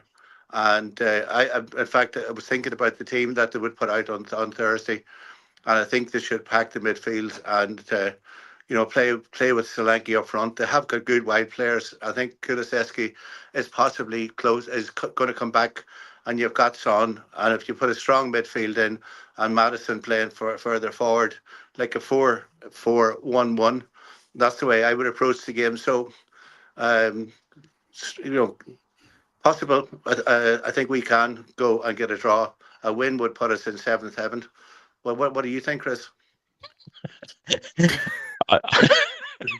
In seventh heaven, I thought seventh. My ears Yeah, pricked up bloody there. hell, In take seventh, that. no. Seven heavens, yeah. Do you know what, Noel, though, right? Because you mentioned there, you reeled off a few of our players. Yeah. I don't know where the likes of Richarlison's at in his recovery. I mean, but we've Yeah. more or less, I think I'm right in saying, we've more or less got a fully fit squad now, bar a Yeah. couple probably. Yeah. Yeah. And Ange Postecoglou did say a couple of months ago, wait until we get all our players back, then we'll be, I'm paraphrasing, but basically we're An going to be outstanding team. an outstanding team. Thank you very much. A force to be reckoned with, I'm sure, yeah. So, no, are we going to be an outstanding team now we've got all our players back? And is there, what would Ange come out and say if we haven't got an outstanding team? Because if they're all back, then there's kind of no place to hide and no more excuses. We've got to see results pick up, haven't we? Yeah, it's absolutely true. Like you mentioned Richarlison, and I mean, you talk about recruitment and, you know, some of the mistakes that have been made. Like this is his third season there, and he cost £60 million. And, you know, he's been injured most of the time. And even when he hasn't been injured, his performances on the field have left a lot to be desired. So I can't really, I think Richarlison might surprise me. You know, I don't think he'll be any more than an impact player from now on for the rest of the season, bar injuries. I can't see him playing a big part. But the best team, we're talking to my son about it today. I think it's very important that, you know, Van der Ven is fit. How fit he is, I don't know. Will he play 60 minutes? But when Van der Ven is on the pitch, it gives us something different. It's a different narrative. You know, the guy can defend, he's quick, he can break. When he leaves the pitch and is replaced, doesn't matter who comes in to replace him. It's a completely different game. You know, the game takes a different level. So I think he's the most important player at this stage. And again, we keep coming back to getting that midfield, you know, the midfield, you know, for a good position in midfield. I thought against Fulham, the midfield was abysmal. I can't see, you know, Basuma and Bentancur starting together. I think even if it's possibly going to be Bergvall and Sarr, and maybe Kulusevski and Son, maybe Madison, Solanke up top. Maybe that's the formation I would go with. And, you know, we've got good players like Kulusevski and Son are well capable of giving us that width on the flanks. But if we go into the match like the way we've done the last couple of matches against Fulham and Bournemouth, we get slaughtered. I mean, he has to keep it tighter, you know, squeeze the play, condense the play, and give Chelsea a little room to play in, and let's see where it takes us from there. But, you know, you were talking about, you know, recruitment and all. Like, Chris, I was looking at some of the websites. This young guy from playing at QPR at the moment seems to be doing wonderful things. I can never pronounce his name. He's South Korean as well. You know, Yang Min Hyuk. Yeah. You've got fantastic players there. You know, if you could get rid of some of the deadwood for next season and bring some of those young guys into the squad, you know, and give them minutes, and important to be in Europe to give them minutes. So that means winning the Europa League. I think the future is actually bright, but it depends, you know, on how it is approached, whether Ange will still be there, which, you know, at this stage I would doubt. And but, you know, somebody that can take, you know, the team by the scruff of the neck, integrate some of the young players in, you know, and obviously get rid of players that, you know, they're no longer performing. But, you know, this week the list could go on and on. But here's an interesting one for you. You know, the Pochettino talked about coming back, and it would cost too much to buy him out of his contract at this stage. Would it even be possible that Levy would say, okay, you come back, but in 2026, and then appoint an interim manager in the meantime? Would that be a possibility, do you think? Yeah. Interesting. Yeah. Would you take it? Like I said before, now I like the idea of Poch coming back one day, but I just think there's a lot of people out there who think that he's just going to come through that door, wave a magic wand, and everything's going to be great. No, it's not going to work like that. No, it's not going to work like that. No, but I mean, I was just thinking, okay, there's your job, but it's there for you in 2026. Bring in an interim manager. I'm sure there's a couple of guys would like to do it, and, you know, obviously be in consultation with Pochettino all the time. He's not going to walk away from America at this stage with the World Cup being in America in 2026. That's not going to happen. it's only a thought. I just wondered, what do you think, Craig? Would you take it? I'll take Potts back, and I think I've muted the idea of a manager for a year, somebody like Harry Redknapp for a year, just to tide us through. But I don't think the club would do it, because that's more or less saying that they know Harry's not going to be here for 3 or 4 year contract. So would you not think someone like Glenn Hoddle or Tim Sherwood, a bit younger, would do a better job than Harry? Harry's a bit past it, really, isn't it? I mean, in terms of, not sure about Tim Sherwood, but Glenn Hoddle probably didn't get a fair crack of the whip. Yeah. I don't know how long he's been out of management now. Whether he'd even want that stress, I don't know. But Hoddle was definitely ahead of his time as a manager. I think he was just 10 years too early, and players just couldn't do what he was asking them to do. But I don't know. Poch for me would be the ultimate. But I agree with what Chris said. He's not going to come back. And I think everybody thinks, me included, by the way, you think, the saviour's back, and then he's going right into the white horse. That's it. If it was as easy as that, then we would have won before now, wouldn't we? So yeah. Absolutely, yeah. No, it's just a thought, actually. Just what I heard him saying, I seen a photograph of him and Levy having coffee somewhere. Don't know how long ago it was, so obviously they're still talking. So, well, hopefully someday. More importantly, now. Yes, Chris. Yeah, more importantly, how was your holiday? What did you get up to? I did absolutely nothing, Chris. That's a proper holiday. I drive for a living, and I didn't even drive a car for the week. I walked up and down the beach, really enjoyed it, had a few beers, watched a bit of football, just really enjoyed it. The sun was fantastic, and really, and I swear to God, it was completely switched off from work and Spurs. Like work doesn't stress me, but Spurs do. And I'm coming back now, and I'm getting back into the mode of thinking about the game on Thursday night and the game on Sunday, and also the next Thursday. Another big week. We keep saying this every time. This is a massive week.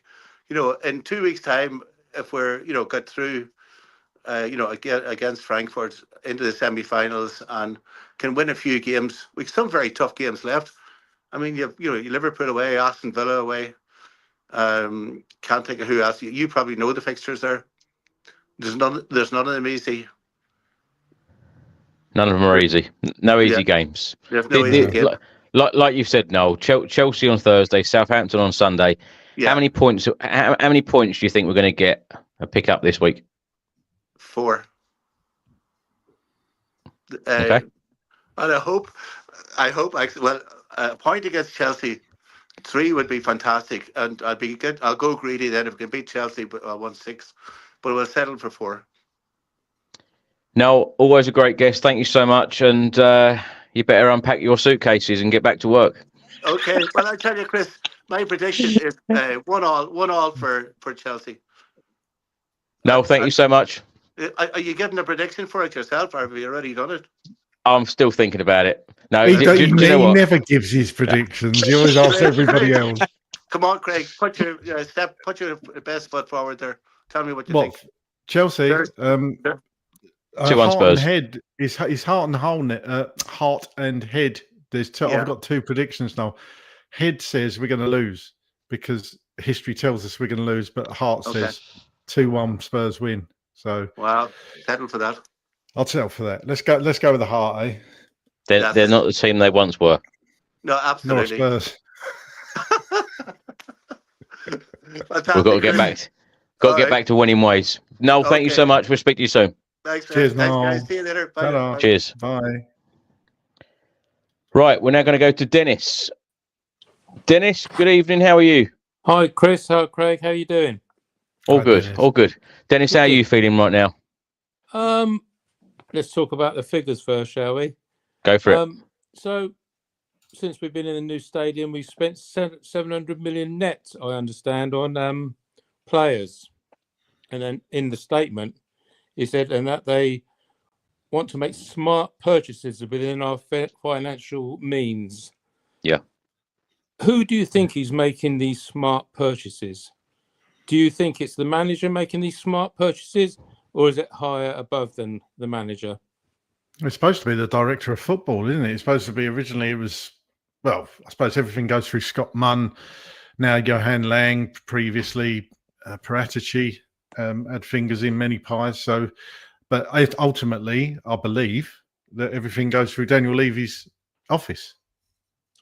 Do you think it would have been nice in that statement for Mr. Levy to say, I'm actually going to step aside from making financial decisions? Smart purchases have to be made by football people, and let's be honest, he's a great businessman, but football manage or football know-how isn't that good. Would you agree with that?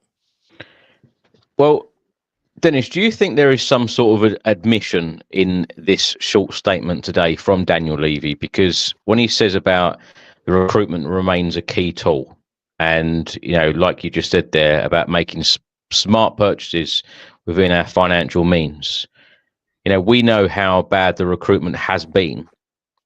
You know, we've had some really good players come through in the last couple of years, you know, players for the future. You know, Craig and I speak quite often about, you know, we want top superstars in the football club, ready-made players, you know, experienced players. You know, some of us even want superstars, you know, world-class players through the door. You know, Craig and I quite often talk about the likes of Jurgen Klinsmann, you know, coming in '94. And when you talk about world-class players at the time, it's probably the last one I can remember. So is there a bit of an admission there that, you know, some of the decisions haven't been right? And, you know, I don't know whether you were listening earlier when we were talking to the finance expert, Kieran Maguire, about, the amount of managers that have gone out the door, the amount of money that we've had to pay them off. You know, they are poor decisions. You know, some people could say 6 days before a cup final, you know, Jose Mourinho, the art of winning trophies, you know, especially in finals. You know, that was a poor decision in my eyes. Pochettino, you know, some people will disagree with me, but I think Pochettino sacking him in November, I think that was a poor decision. Antonio Conte virtually sacked himself because, you know, although he came out and had that rant, he spoke a lot of truth in what he said. But we've had to pay all of these managers off. I suppose in this statement, you know, whether people like it or not, there is some truth in it. We need to do better. And, you know, you cannot be sitting 14th in the Premier League table. And if we don't win the Europa League, I feel like we're going to, you know, perhaps go downhill even more. And perhaps next season, it'll be a real struggle to get into a top European spot again and play European football for the following season. Would you agree with that? I do agree with that 100%. That's what I'm saying.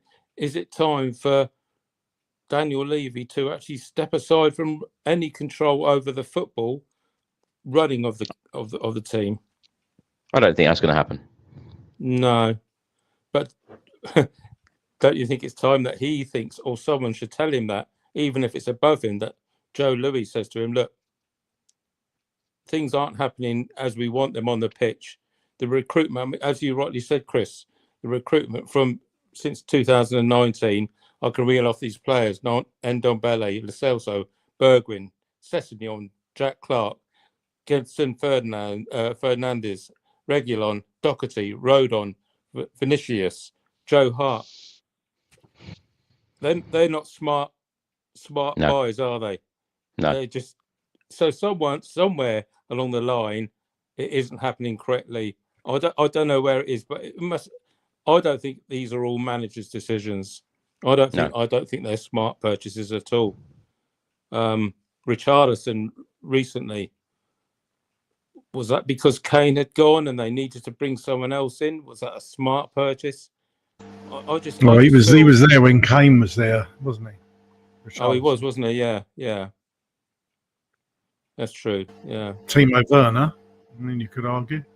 Yeah, exactly. I just, you know, I can understand where they're coming from. They say that the stadium, well, he actually said in his statement, didn't he, that other than football, the events in the stadium have actually made the figures slightly better than what they would have been. Like the NFL and concerts, that the revenue that's coming from them has actually upped the revenue a bit. So as to whether or not the stadium is the be all and end all now, because we were going to invest all the money back into the club, I don't think that's happening. Do you? I just feel frustrated, Dennis. I feel like we have the same conversations. Not you and I. I mean, us Spurs fans have the same conversations. Like I keep mentioning, 7 managers, since 2019. I just feel like, how can you keep going round in circles like this? Having the same problems, and all of those players that you mentioned there and reeled off.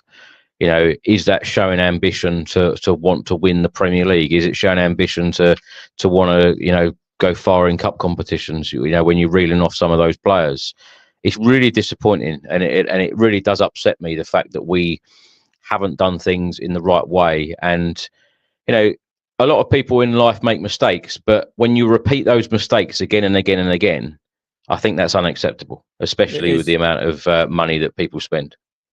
I mean, I don't know. I agree with you there, Chris. I don't know about both of you, what you both think about this, but you keep saying rinse and repeat, which is what we're doing with managers at the moment.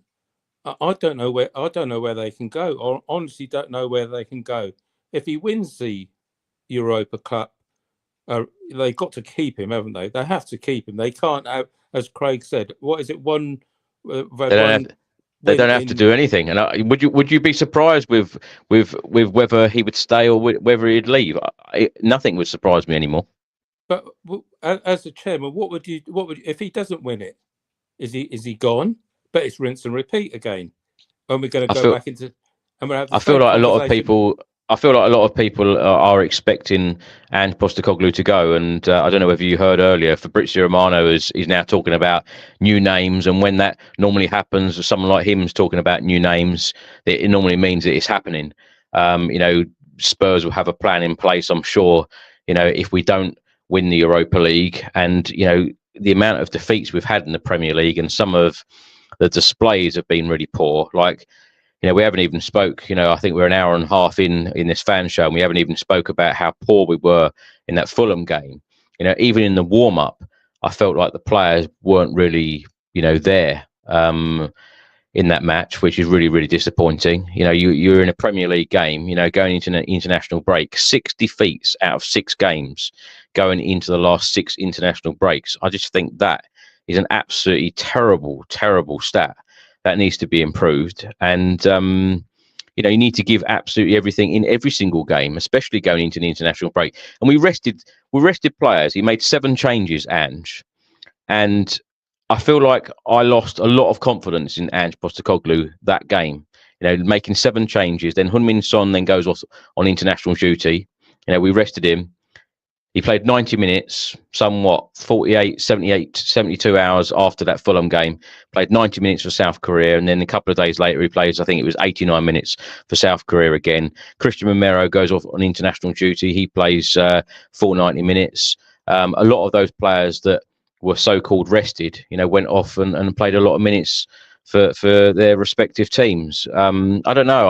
I feel like I've lost confidence, if I'm honest, Dennis. Yeah. So moving on to Chelsea, Southampton, and Frankfurt.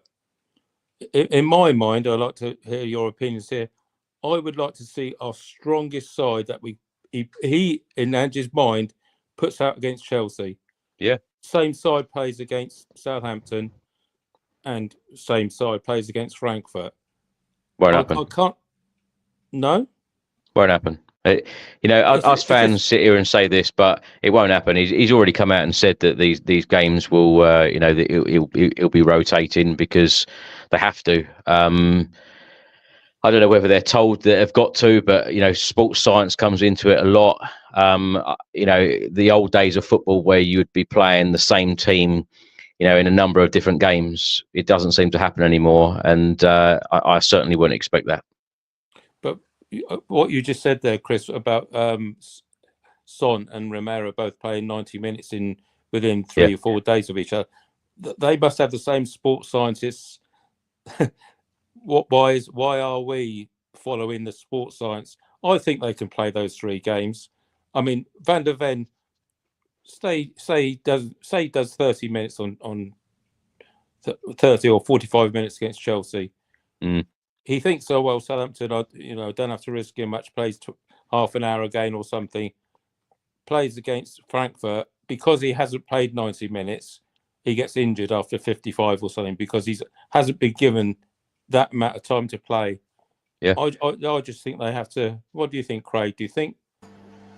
I think we should go full strength for whatever full strength is. I'm not sure I could tell you our strongest 11 at the moment, but full strength on Thursday against Chelsea. If need be, just rotate a bit on Sunday, but still give players minutes, so that, like you say, they're not coming into the Frankfurt game. They've got some minutes in their legs essentially, the Van der Vens. But then you go full strength, hell for leather against Frankfurt at home, because we've got to get ahead in that tie. We've got to get ahead at our own stadium. We have, but for me, you've got to go full strength this Thursday against Chelsea. Yeah, I agree. Perhaps that's a fair assessment. Yeah, fair assessment. I agree. Dennis, how are you feeling ahead of that Chelsea game on Thursday? Chelsea's not. Chelsea always turn up against us, don't they? Yeah, they could be bottom of the league and are relegated, and they just turn up for that game. They always do. Yeah.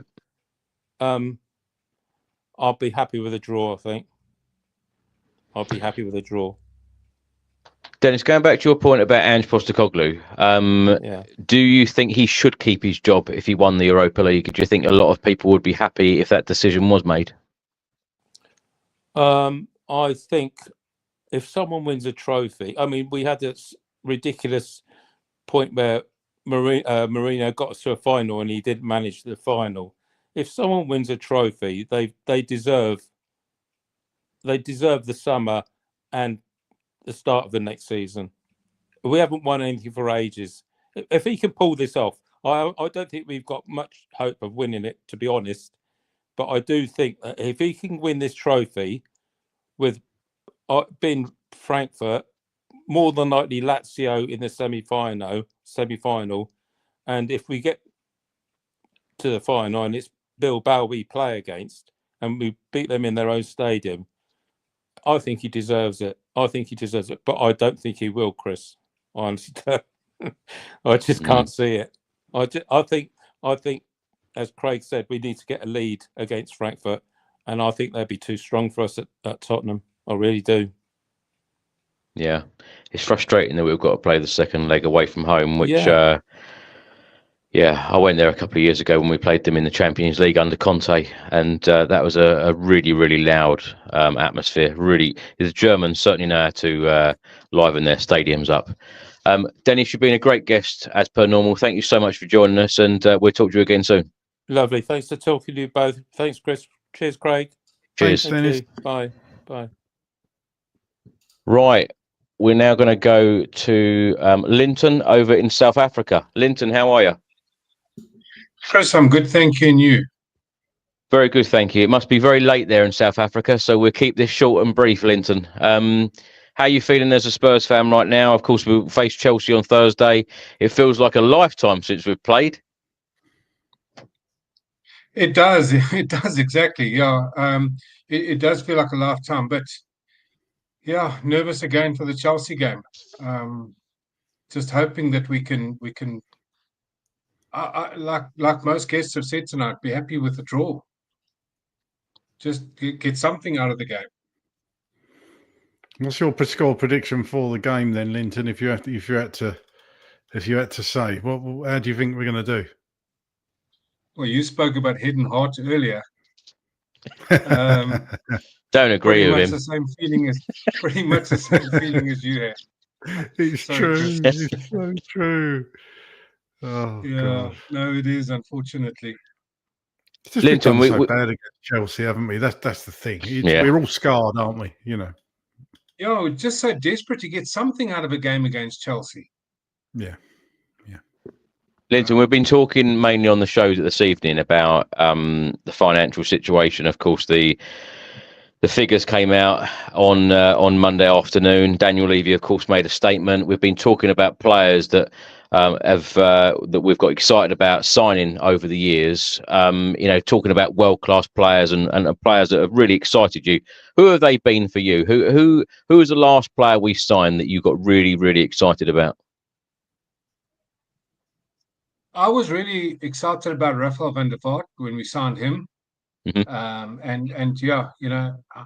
really enjoyed him, and I think we got rid of him too early.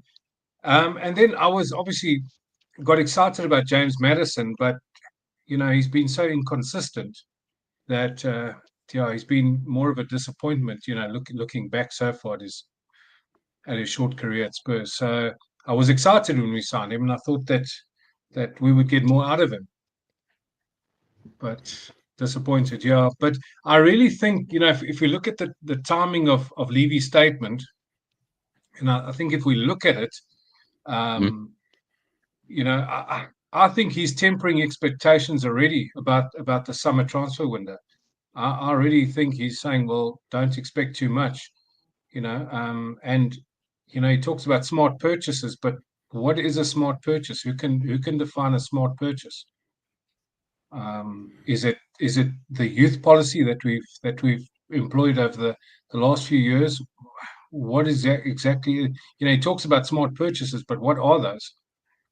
We're not really sure. So I'd really think he's tempering expectations and saying don't expect us to splash out too much money. It can't be like that though, surely, Linton, because like I mentioned earlier, a lot of the teams are bypassing Spurs, and we can't allow that to happen.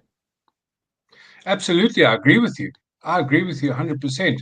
I was listening this afternoon to A View of the Lane, Danny Kelly, and A View from the Lane, and he was saying that he would like to see Daniel Levy pushing the boat out a little bit, just pushing, just testing sort of financial fair play and that and the PSR rules, just pushing the boat out a little bit and just taking a chance. And the old adage that you have to spend money to make money, revenue's down, as he was saying, but revenue's down because we haven't been in the Champions League, and we're not going to be in the Champions League unless we really go out there and buy world-class players.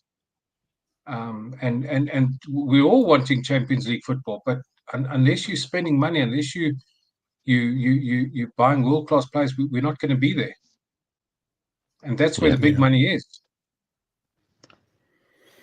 Yeah. Who do you think should be the number 10 there? You're talking about James Maddison there, Linton. Would you rather have Kulusevski in that number 10 role or somebody else? Is there somebody else you'd like to prefer to see in that role?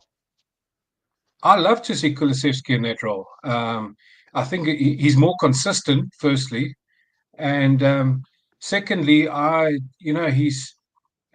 think he's more creative than Maddison. And if you have a look at him, I much prefer Kulusevski in that role, and Maddison coming on as a sub. It's sad to say because those first 10 games under Postecoglou, Maddison was on fire until he got injured. And I wish we could get that James Maddison back, because then there would have been no doubt. Then I would have had him in that role. But currently, Kulusevski deserves that position without a doubt. Linton, do you see Ange Postecoglou managing Spurs next season, regardless of winning the Europa League or not? No, I don't think so. I really don't think so.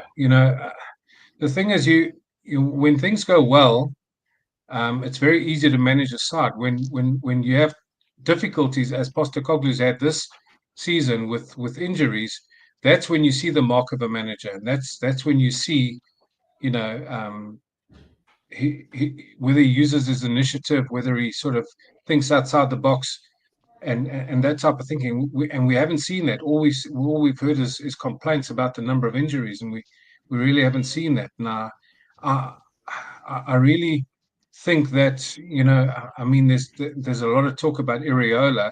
Yes, he had a lot of injuries as well. Okay, not necessarily first team starters, but still, he's still kept Bournemouth competitive.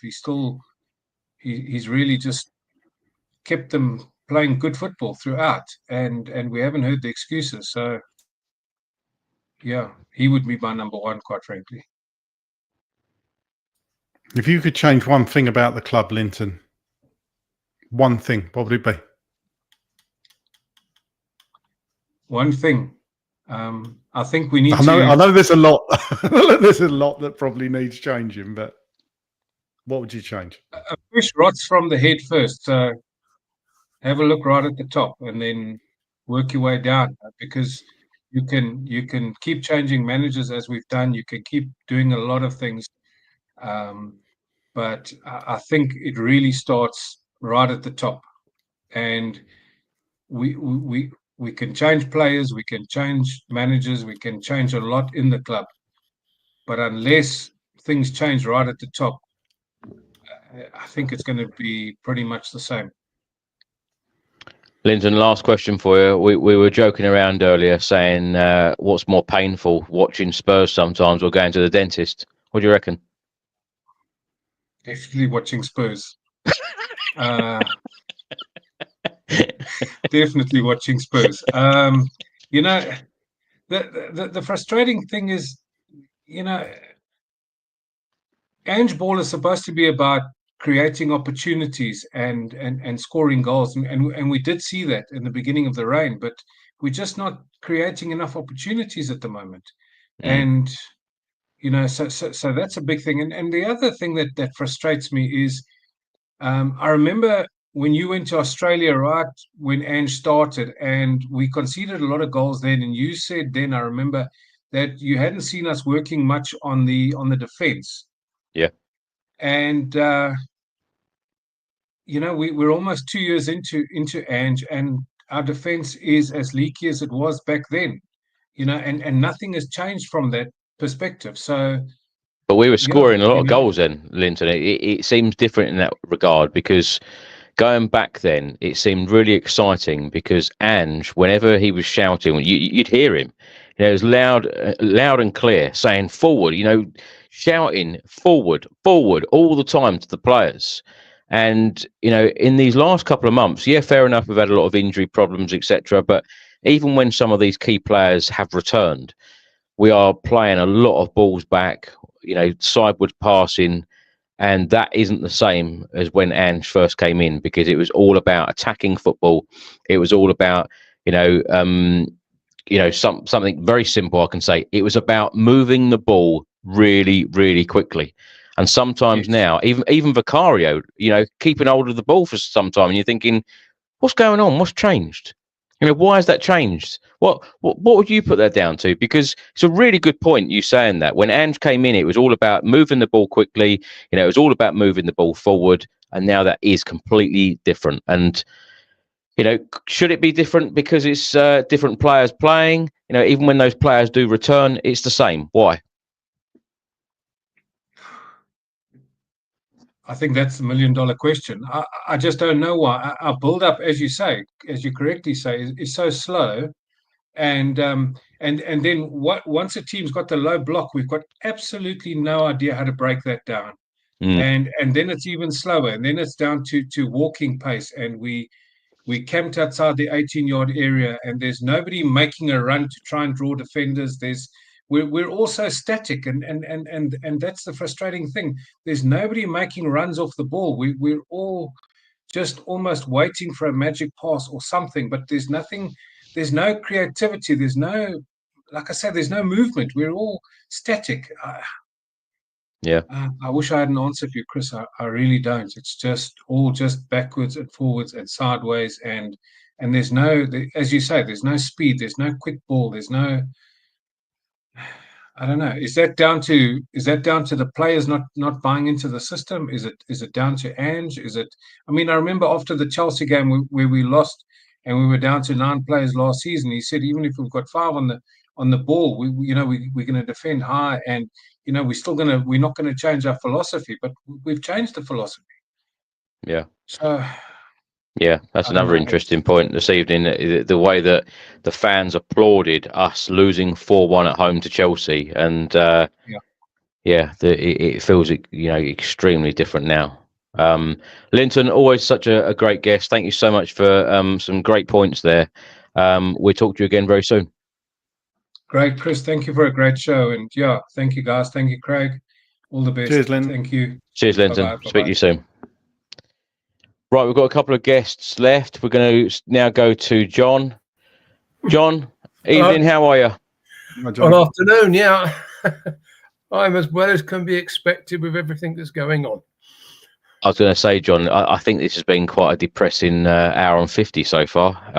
Anything you can cheer me up with? Well, I just sit here and said to myself, well, Chelsea 2-2. That's my heart, Craig. I understand your head differently, but my heart says, come on, Tottenham, it's 2-2. And I'll walk away from there and I'll go to the pub and have a beer. You don't need to agree with him, John. I do. He entertains me most mornings. I'm honoured. I'm honoured. He's on my pub first thing in the morning. I have my breakfast.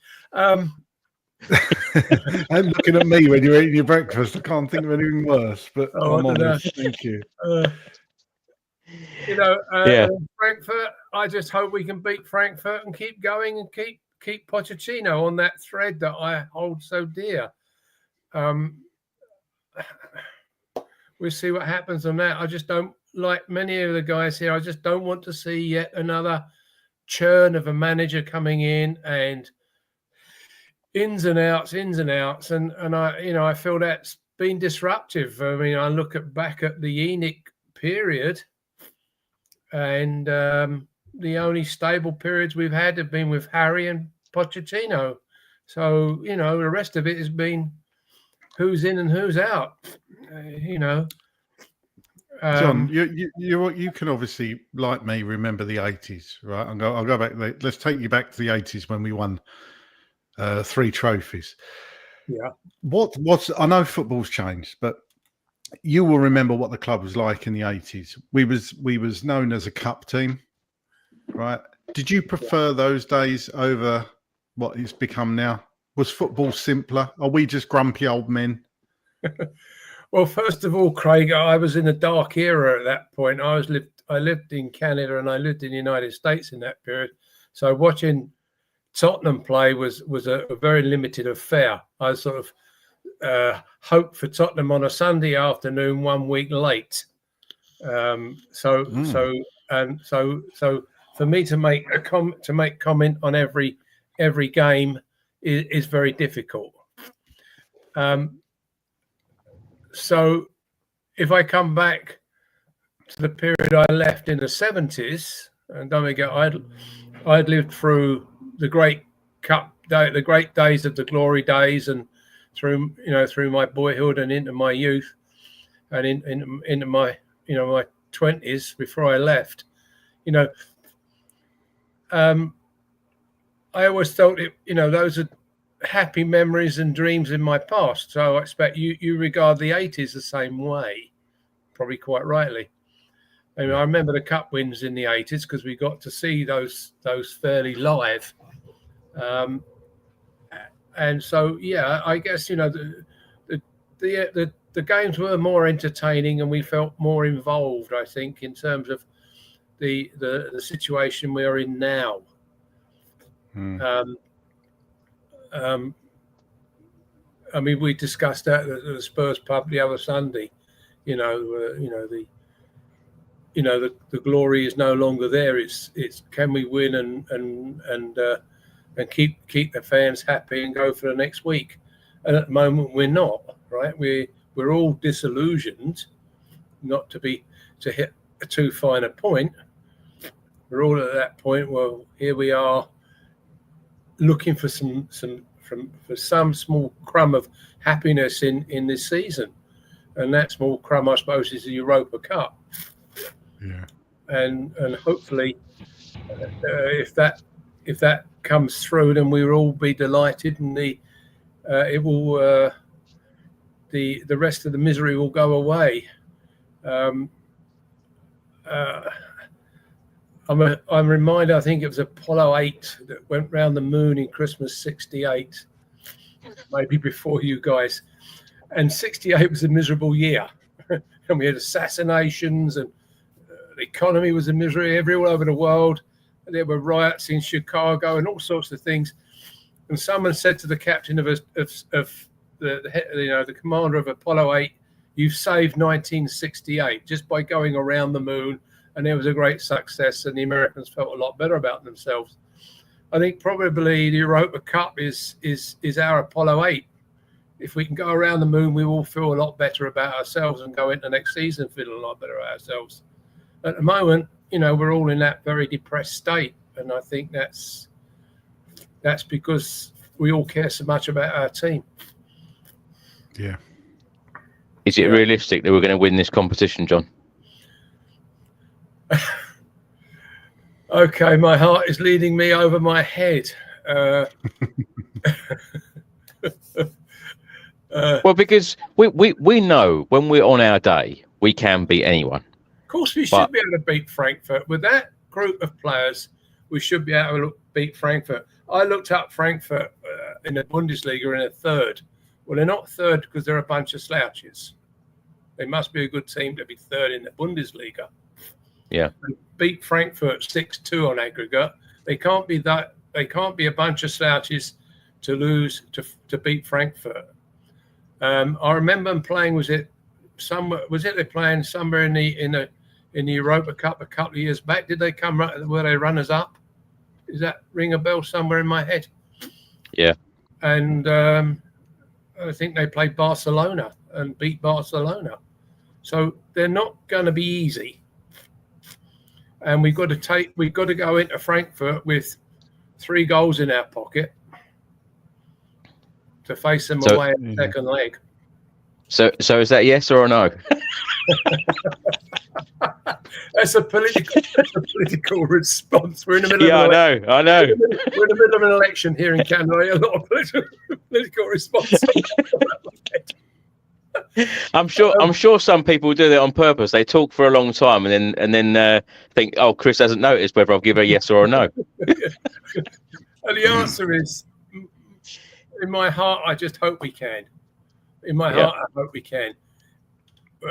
In my heart, I hope we can beat Chelsea or at least get a draw at Chelsea, and then we can raise this game, raise the season towards the end, and that's really all we can hope for. The rest is in the players, John, what I hold on to, that Champions League run season, we weren't particularly good in the league, pretty poor. We did finish 4th that season, but we were pretty bad. We beat Manchester City in the quarterfinal. We beat Ajax in the semi-final. So, that's what I'm holding on to. The precedence there. It's happened before. Can it happen again? Yes, it can. And we should be beating Eintracht Frankfurt. And I think if we were doing better in the league, we'd be going into this a lot more confident. It's just been such an up and down season. You can't say, "Oh, we're definitely going to win," like we perhaps would have done in the past, saying you've a lot more confidence. You can never say we're definitely going to win. Of course you can't, but you'd be going into it with a lot more confidence, I think it's fair to say. Yeah, we would feel a lot better about ourselves as well. With a few league wins and a European Cup in the cupboard, we'd all feel an awful lot better about ourselves. And at the moment we're not, and that's understandable. It's where we're at, and it's in the hands of the guy I want to stay as manager. I know not everybody agrees with me, and the group of players we've got today. They owe the fan base something significant after this season. And that's I've said before, John. It's like, do these players want to be known for finishing 14th in the Premier League table, or do they want to be known as heroes of lifting a trophy, that we haven't lifted in such a long time? So it's all about, the players. It's all about the manager. It can be a good season for us if we lifted that trophy. And of course, for next season, it would be absolutely huge to be playing Champions League football, because it would mean such a huge summer transfer window in terms of the quality of player that we come in and probably how much money that we do spend. So, it was interesting, the questions that Craig asked Kieran earlier. The finance expert, he seems to think that we could and should be spending £100 million regardless of having Champions League football. But if we did have Champions League football next year, it could be a lot more. Well, if we don't have any European football, I mean, I have just briefly seen, I've been out best part of the morning and the afternoon, so I was late getting on here today. And only when you were saying earlier the finance report was in. So I had a quick sneak with some of your other guests, listening to your other guests. And one thing that jumped out at me there was 165 million we took with TV revenue for Europe. Well, if we don't have any European football, that's 165 million hole we're going to see. Yeah.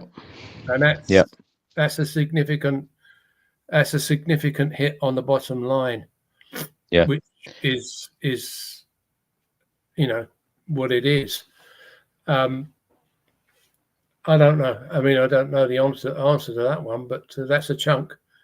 But there again, we've got a lot of young guys out there that we're not bringing through. We brought through, 3 or 4 good young guys this season.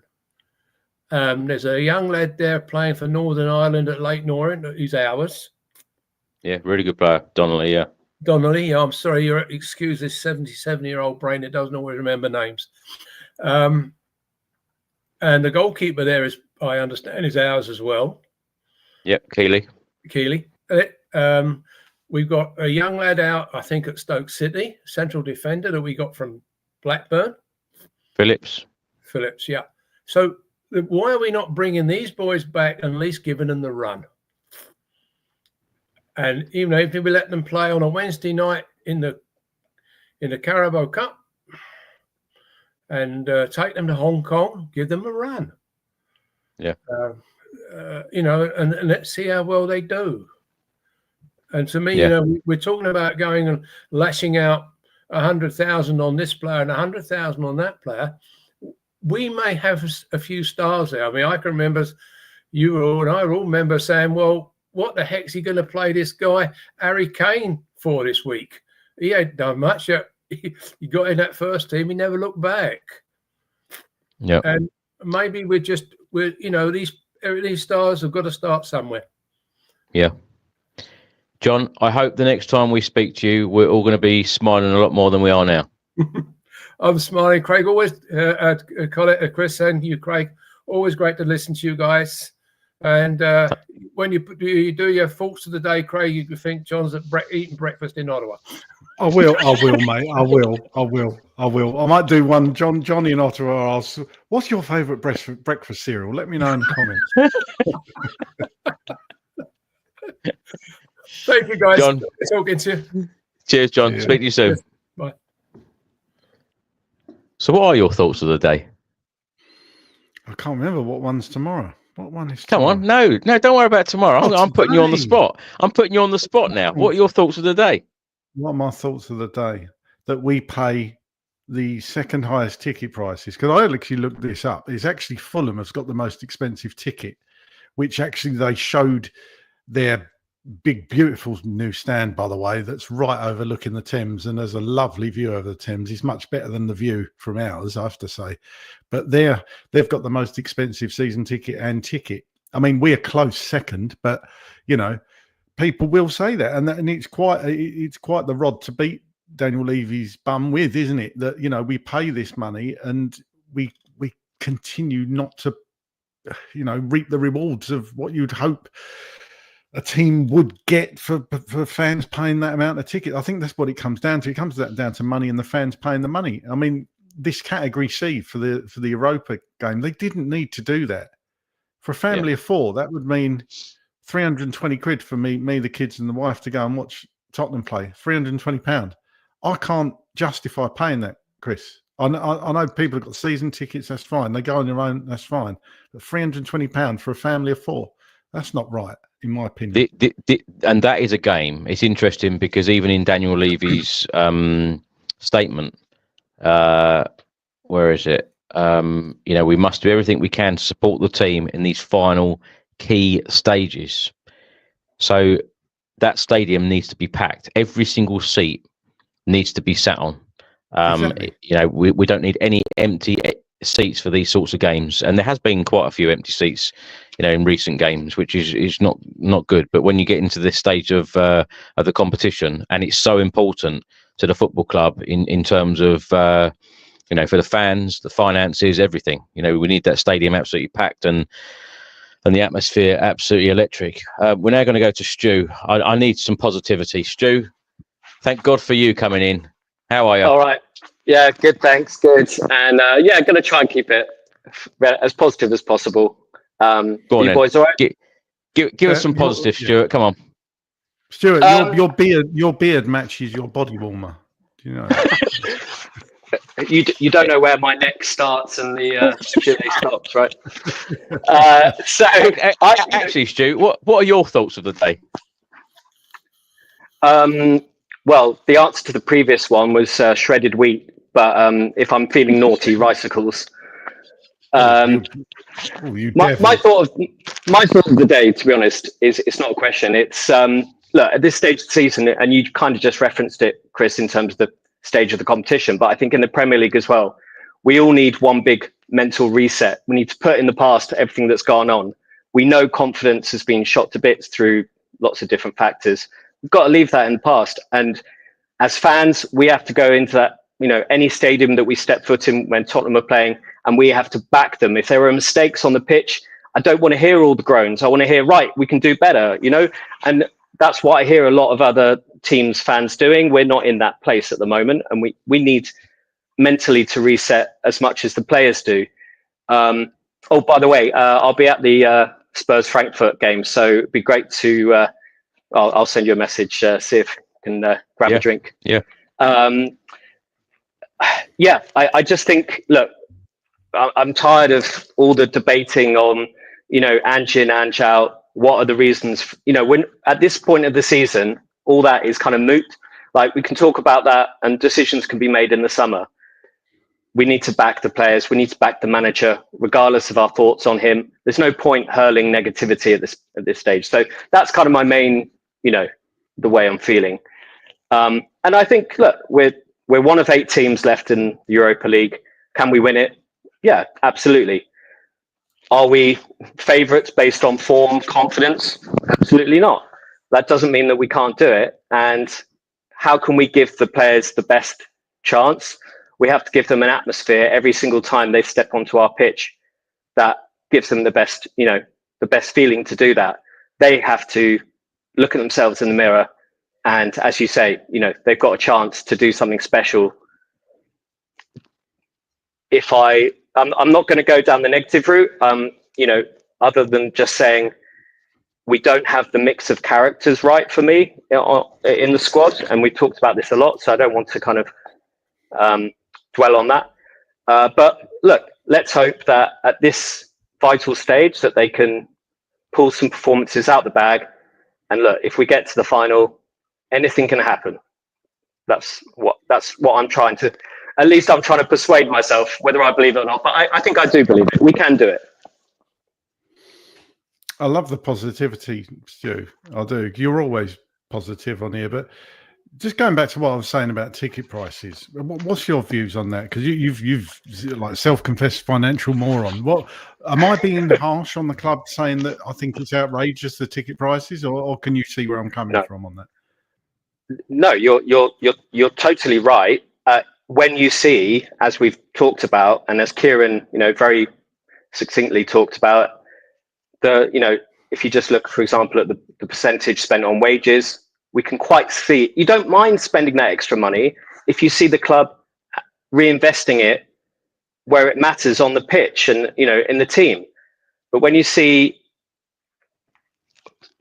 that percentage and when you see what the money seems to be spent on, which is attracting the NFL, attracting Beyonce and Chris Brown, look, I get it. That's sustainable income. That's important.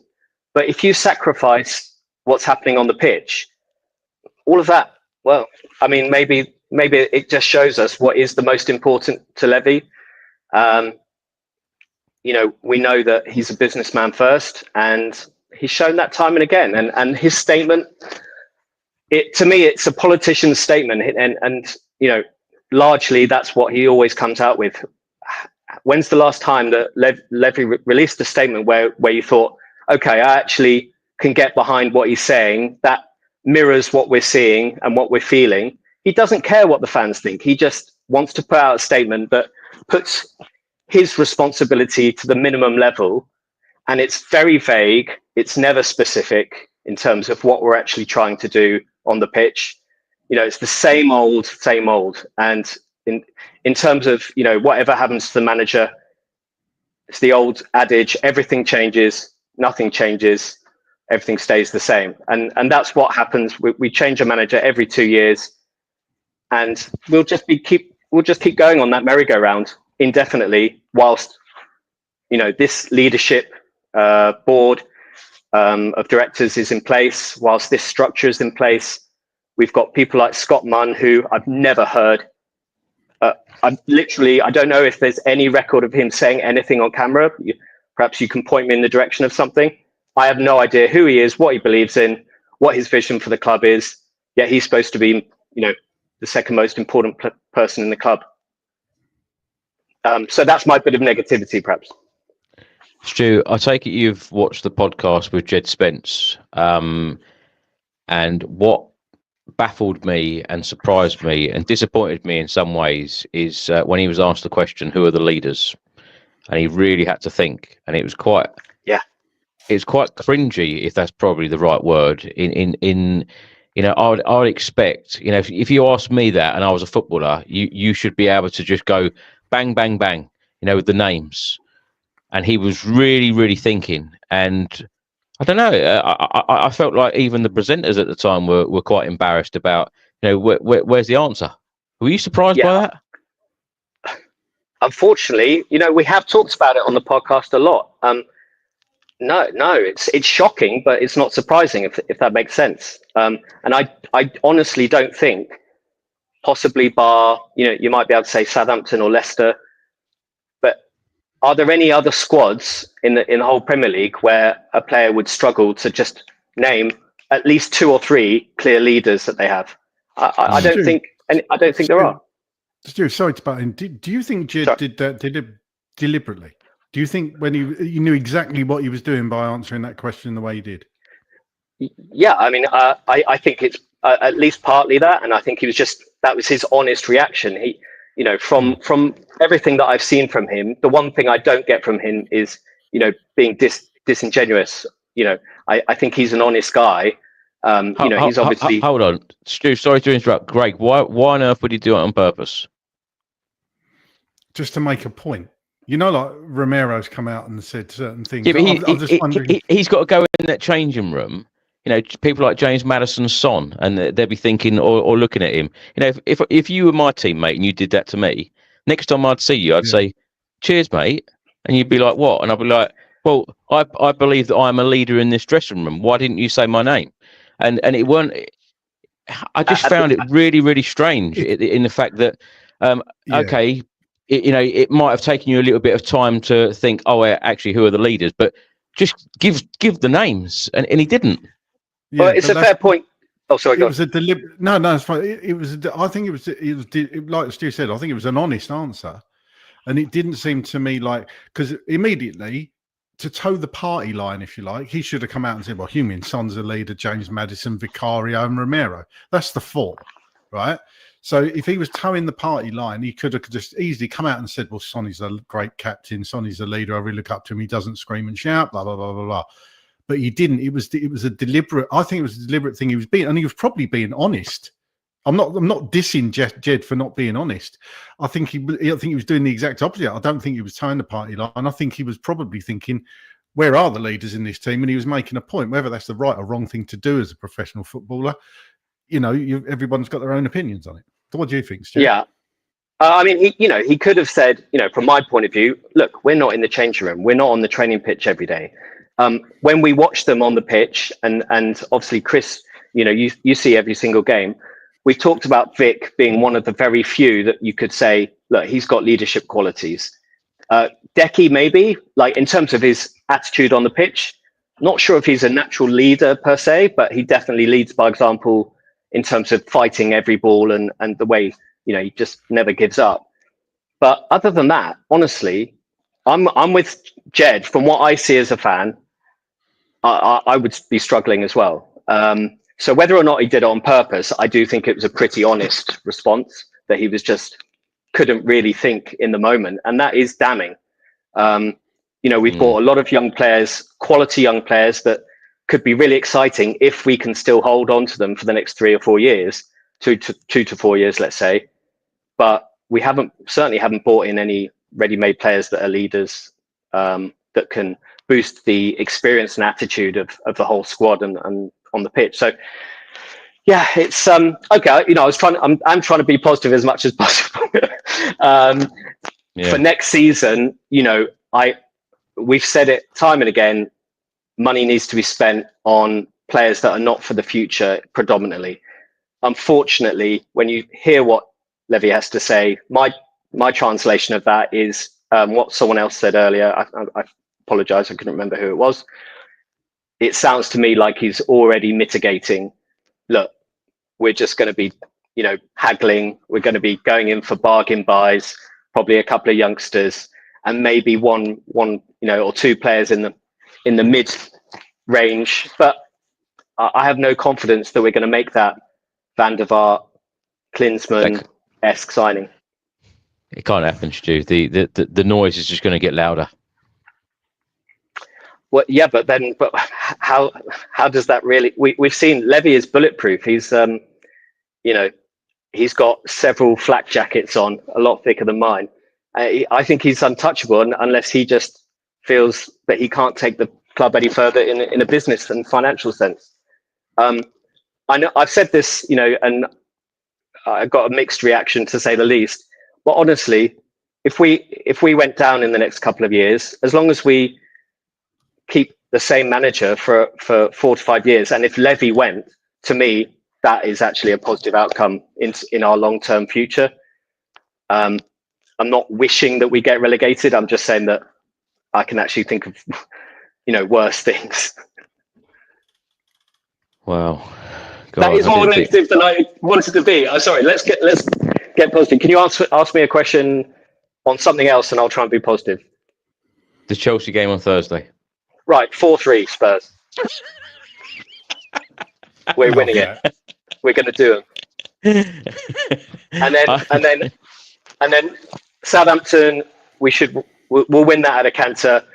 We'll have a couple of we'll have hopefully Van der Ven more up to pace, who obviously is such a key player for us.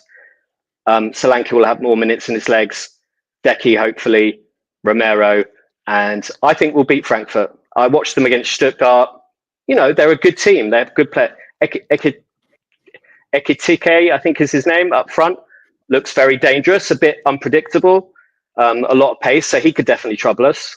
But they're a team that we can beat, make no mistake. So my claim is that we're going to get 6 points from the next 2 games, and we're going to go in at last with a bit of confidence into Europe, and we're going to put a thrashing on Frankfurt at home. Well, Stu, thanks for that positivity. Right. And hopefully next time we talk to you, we're all going to be smiling because we've got a couple of wins under our belt. So thanks so much for coming on again, and thanks so much for all your support on the channel, and we'll speak to you soon. Cheers, boys. Thanks for all your hard work. See you soon. Cheers, Stu. Right. We're now going to go to our last guest of the evening. That's Des. Des, thanks so much for waiting and being patient. How are you? I'm good. Chris, I'm good. How are you? And how are you, Craig? Hi, Des. All good. Des, how are you feeling right now about everything? You probably heard us talk about a lot of these subjects already. The finances come out today. Daniel Levy's statement that has had a mixed review to say today, to say the least. Fabrizio Romano has stated that Spurs are now looking at new managers if Ange Postecoglou gets the sack, if he doesn't win the Europa League. How are you feeling right now? Strangely, a few weeks ago when I was quite negative, but strangely, international breaks clear the head, especially when Northern Ireland plays so well against Sweden. Not, but you know, I've come to accept Ange is staying, whatever happens. You know, they're not going to sack him after the Chelsea game or the Southampton game, which to me, we don't like to lose games, but they're probably dead rubbers, aren't they? Those games, let's be honest, in terms of the focus is going to be on the Europa League game. So, yeah, I mean, the worrying thing that I actually take out of today's announcement is not so much about the players, that they're going to be, because let's be honest, we know that they're looking at Jonathan David and they're looking at Angel Gomez or Angel, however it's pronounced. So looking at those free transfers, so maybe, people are just being warned these are the type of players, and there is some good free transfers coming up in the summer. There's quite a few, but the more worrying aspect of it for me is that Enoch and Levy saying we're going nowhere, we're staying. Even though, sorry to interrupt, Des, even though they're free transfers, these players still do have a lot of ambition, and there are a lot. From the reports I'm reading on a daily basis, there are a lot of Premier League clubs in European spots right now, and there are a lot of clubs around Europe, and a lot of these clubs, most of the clubs, are playing or will be playing in European competition. So if you were a player wanting European competition or no European competition, if we don't win that Europa League, this could be very damning for Spurs in terms of the types of players we do get through the door, whether they're a free transfer or not. Absolutely, and if these players can come in and contribute, I've got absolutely no issue with that. I mean, I don't watch a lot of French football, but would I have Jonathan David over Richarlison? Yeah, any day of the week, because Richarlison is just, seems to be addressing character, but as a player, just an absolute waste of space. So yeah, I'd have him any day. Gomez, he's in the England squad. Someone must see something in him. He's got a bit of quality. He's a young player that came through at United, so he's well grounded there in terms of what type of player he is. So yeah, absolutely. There's, look at some of the players we've brought in and spent big money in the last 6-7 years, and that have contributed absolutely nothing to the club, like Ndombele, Richarlison. There's 110, 120 million spent on those two players. So yeah, why not? If these players are hungry and they want to come in, absolutely, I'm all for it. If the club doesn't have to spend money that it doesn't need to spend, good, let's do that. That's what needs to be done. These current players, though, in our squad, they could make themselves legends if they win this competition. I know Absolutely. for all the crap that's happened this season, all the rubbish we've been through, ups and downs and injuries and God knows what else, and the stick with Ange and the Ange arguing with fans. If we win this competition, those players are going to go down in history. I know they're stretching it a bit, but that's the truth. That is the truth. And as I say, Ange will be the best successful manager in over 40 years. So it could happen. It could happen. But the players have just got to want it, haven't they? Yeah, a bit of hunger, a bit of desire, and like you said earlier, a bit of leadership. People like Romero, he's won the World Cup. He should be able to. If he can't lead these players, if he can't inspire them, he's won the biggest football trophy in the world. Then there's something wrong, and he's part of the leadership group. At the minute, he seems to be more focused on trying to engineer a move to Real Madrid because they've shown an interest. And what concerns me is, the stories that he talks about. The medical treatment that I received in Argentina was so much better. And well, hang on, you belong to Spurs, you belong to Tottenham Hotspur. Surely our club gave permission or arranged for you to have that treatment. Surely it wouldn't be that you could just go and do that on your own back, because at the time he wasn't on international duty. He was, he was still on the injured list. So surely the club gave him full permission to do that, because if he went and had that treatment and something went wrong, who would be legally liable for that then? So, my advice to Romero, stop trying to engineer a move to Real Madrid. If it comes the summer and the club wants to sell you, that's fine. But for now, focus on leading these players to try and win something. That's what he should be doing, because he's a proven winner. Do you think he'll be a Spurs player next season? If I'm honest, no, I don't. I think he wants to go to Real Madrid. I think maybe Atletico has shown a bit of an interest apparently, but is that maybe Spurs trying to just set off an auction? Who knows? But no, but you know, end of the day, Chris, the club will move on. It always does. You know, it moves on. It finds somebody else, and that's what happens. So yeah, you know, there's plenty of good players out there. Who knows? You know, the players to replace them might already, as someone said earlier, might already be in the club. So who knows?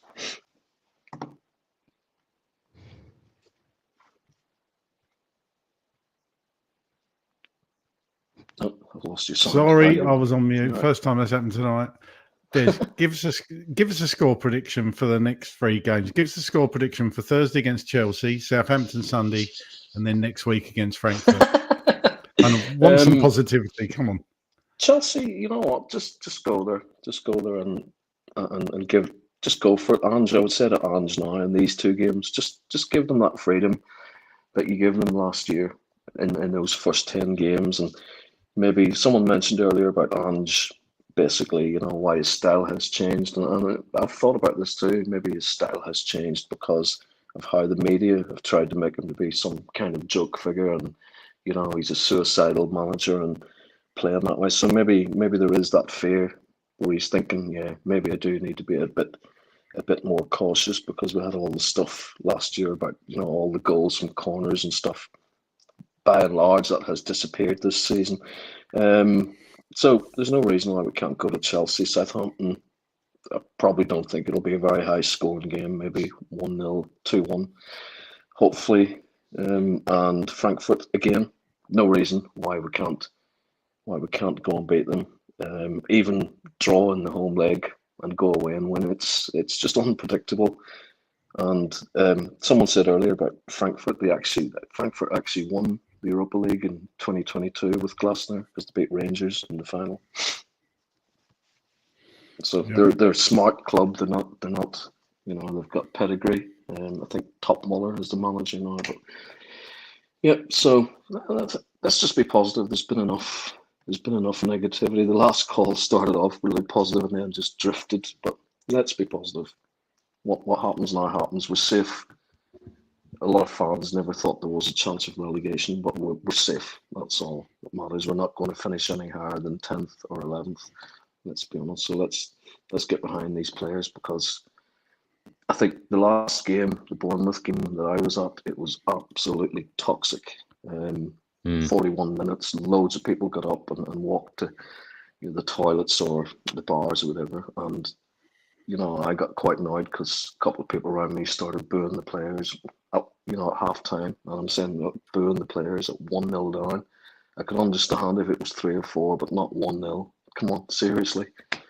You know, and maybe we're all guilty of this. We've all got sucked into the whole drama that goes with Sky TV and BT Sport, and you know, when they show people with their head in their hands crying because the team has maybe lost 2-1, and maybe we've all, as the years have progressed, just got sucked into that whole thing. But I say to fans, you know, in any of these games, even Frankfurt, if we lose the first game at home 1-0, don't boo the team off, because there's still 90 minutes to play. Just get behind them. We went to Ajax in 2019 and turned it around, so just be positive. God, Des, you just needed an international break. Your attitude's completely different to the last time you were on. Just a bit, yeah, definitely.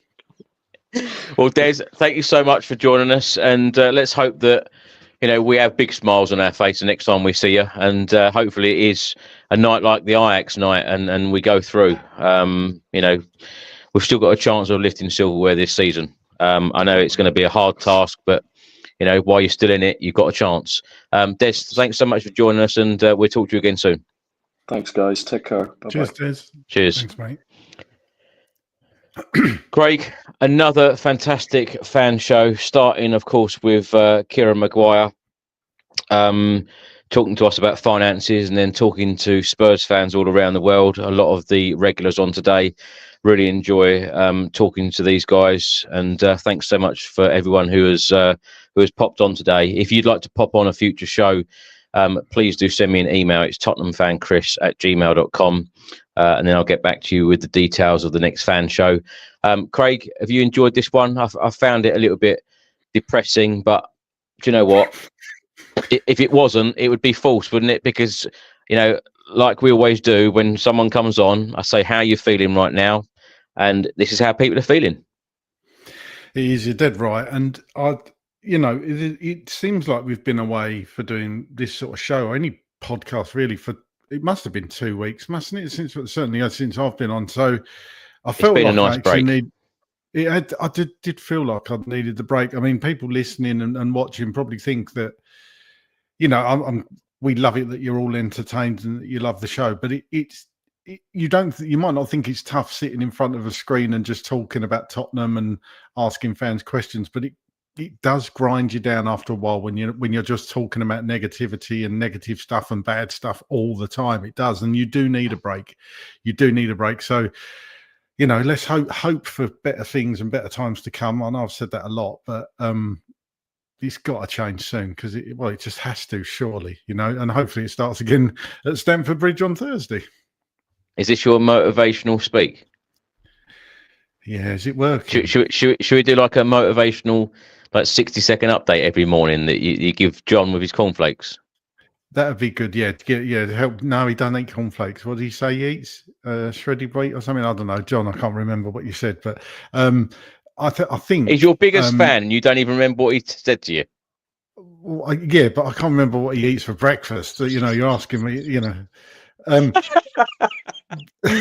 if I knew everybody who watched the show what they had for breakfast, that would be a little bit weird, wouldn't it? No, perhaps we need that speech from Rocky Balboa. You know, when he's talking to his son in Rocky Balboa, that sort of thing. That's what you need. That's what we need in the change room. But Ange does need to go in that change room and say, like, lads, you can make yourselves legends. Go out and win us the Europa League. That should be all the motivation the players need, because they're going to want to win. Of course, they're going to want to win. They just got to show that heart and desire, and that you know, the pride in the badge that all the fans do. Like Mike Bassett, everybody loves Mike Bassett and has seen the film. When he's giving his halftime team talk when we lose to Poland 4-0, I think it is, when he's saying that there's millions of kids out there who'd give their right arm to wear the shirt. I know it's a film, but it's right. You know, we all wish we had that ability and the skill and the fitness and the opportunity to pull on that shirt with a cockerel on. And there's been less than 1,000 players in history that have played for our club. So you've got, you know, if you think of all the kids coming through the academies and everybody that's trialled for Spurs or been here, you're in a tiny, tiny, tiny minority of people that has the honour and privilege to play for Tottenham Hotspur. All we want to see is that passion and make it mean as much to the players as it does for the fans. That's all we ask for. We love triers, don't we? We love triers. Stefan Freund was a trier. We loved him. You know, Soldado was a trier. We loved him. Even Janssen. We loved him because he tried. He was crap, but he tried. Yeah. And that's all we want. So that's all I've got. Well, Craig, thanks so much for joining me. I know you're hosting the Spurs Chat podcast on Thursday when hopefully we beat Chelsea. I'll be travelling back on the train. It'll be an impossible task for me to start a podcast on the tube or even around Stamford Bridge, especially when we've won, because their fans would be quite annoyed when I'll be cheering. And so you're going to do it from home. So thank you for doing that. Where can people find you? What are you up to at the moment? I dare I say, looking forward to the football being back on Thursday. I think there's a couple of games on this week as well, so that'll be good to see the Premiership back. Seems like a massively long international break. The FA Cup game Saturday. So just looking forward to that. At Dearman9 on X, if you want to give me a follow, that'd be great. Thank you. Craig, thanks so much for your time, and thanks for everybody who has contributed today, Kieran and all of the guys all around the world. And as I said, if you'd like to get involved in a future episode, please do send me an email, tottenhamfanchris@gmail.com. Enjoy the rest of your week, everyone, and we will see you on the next one. Come on, you Spurs.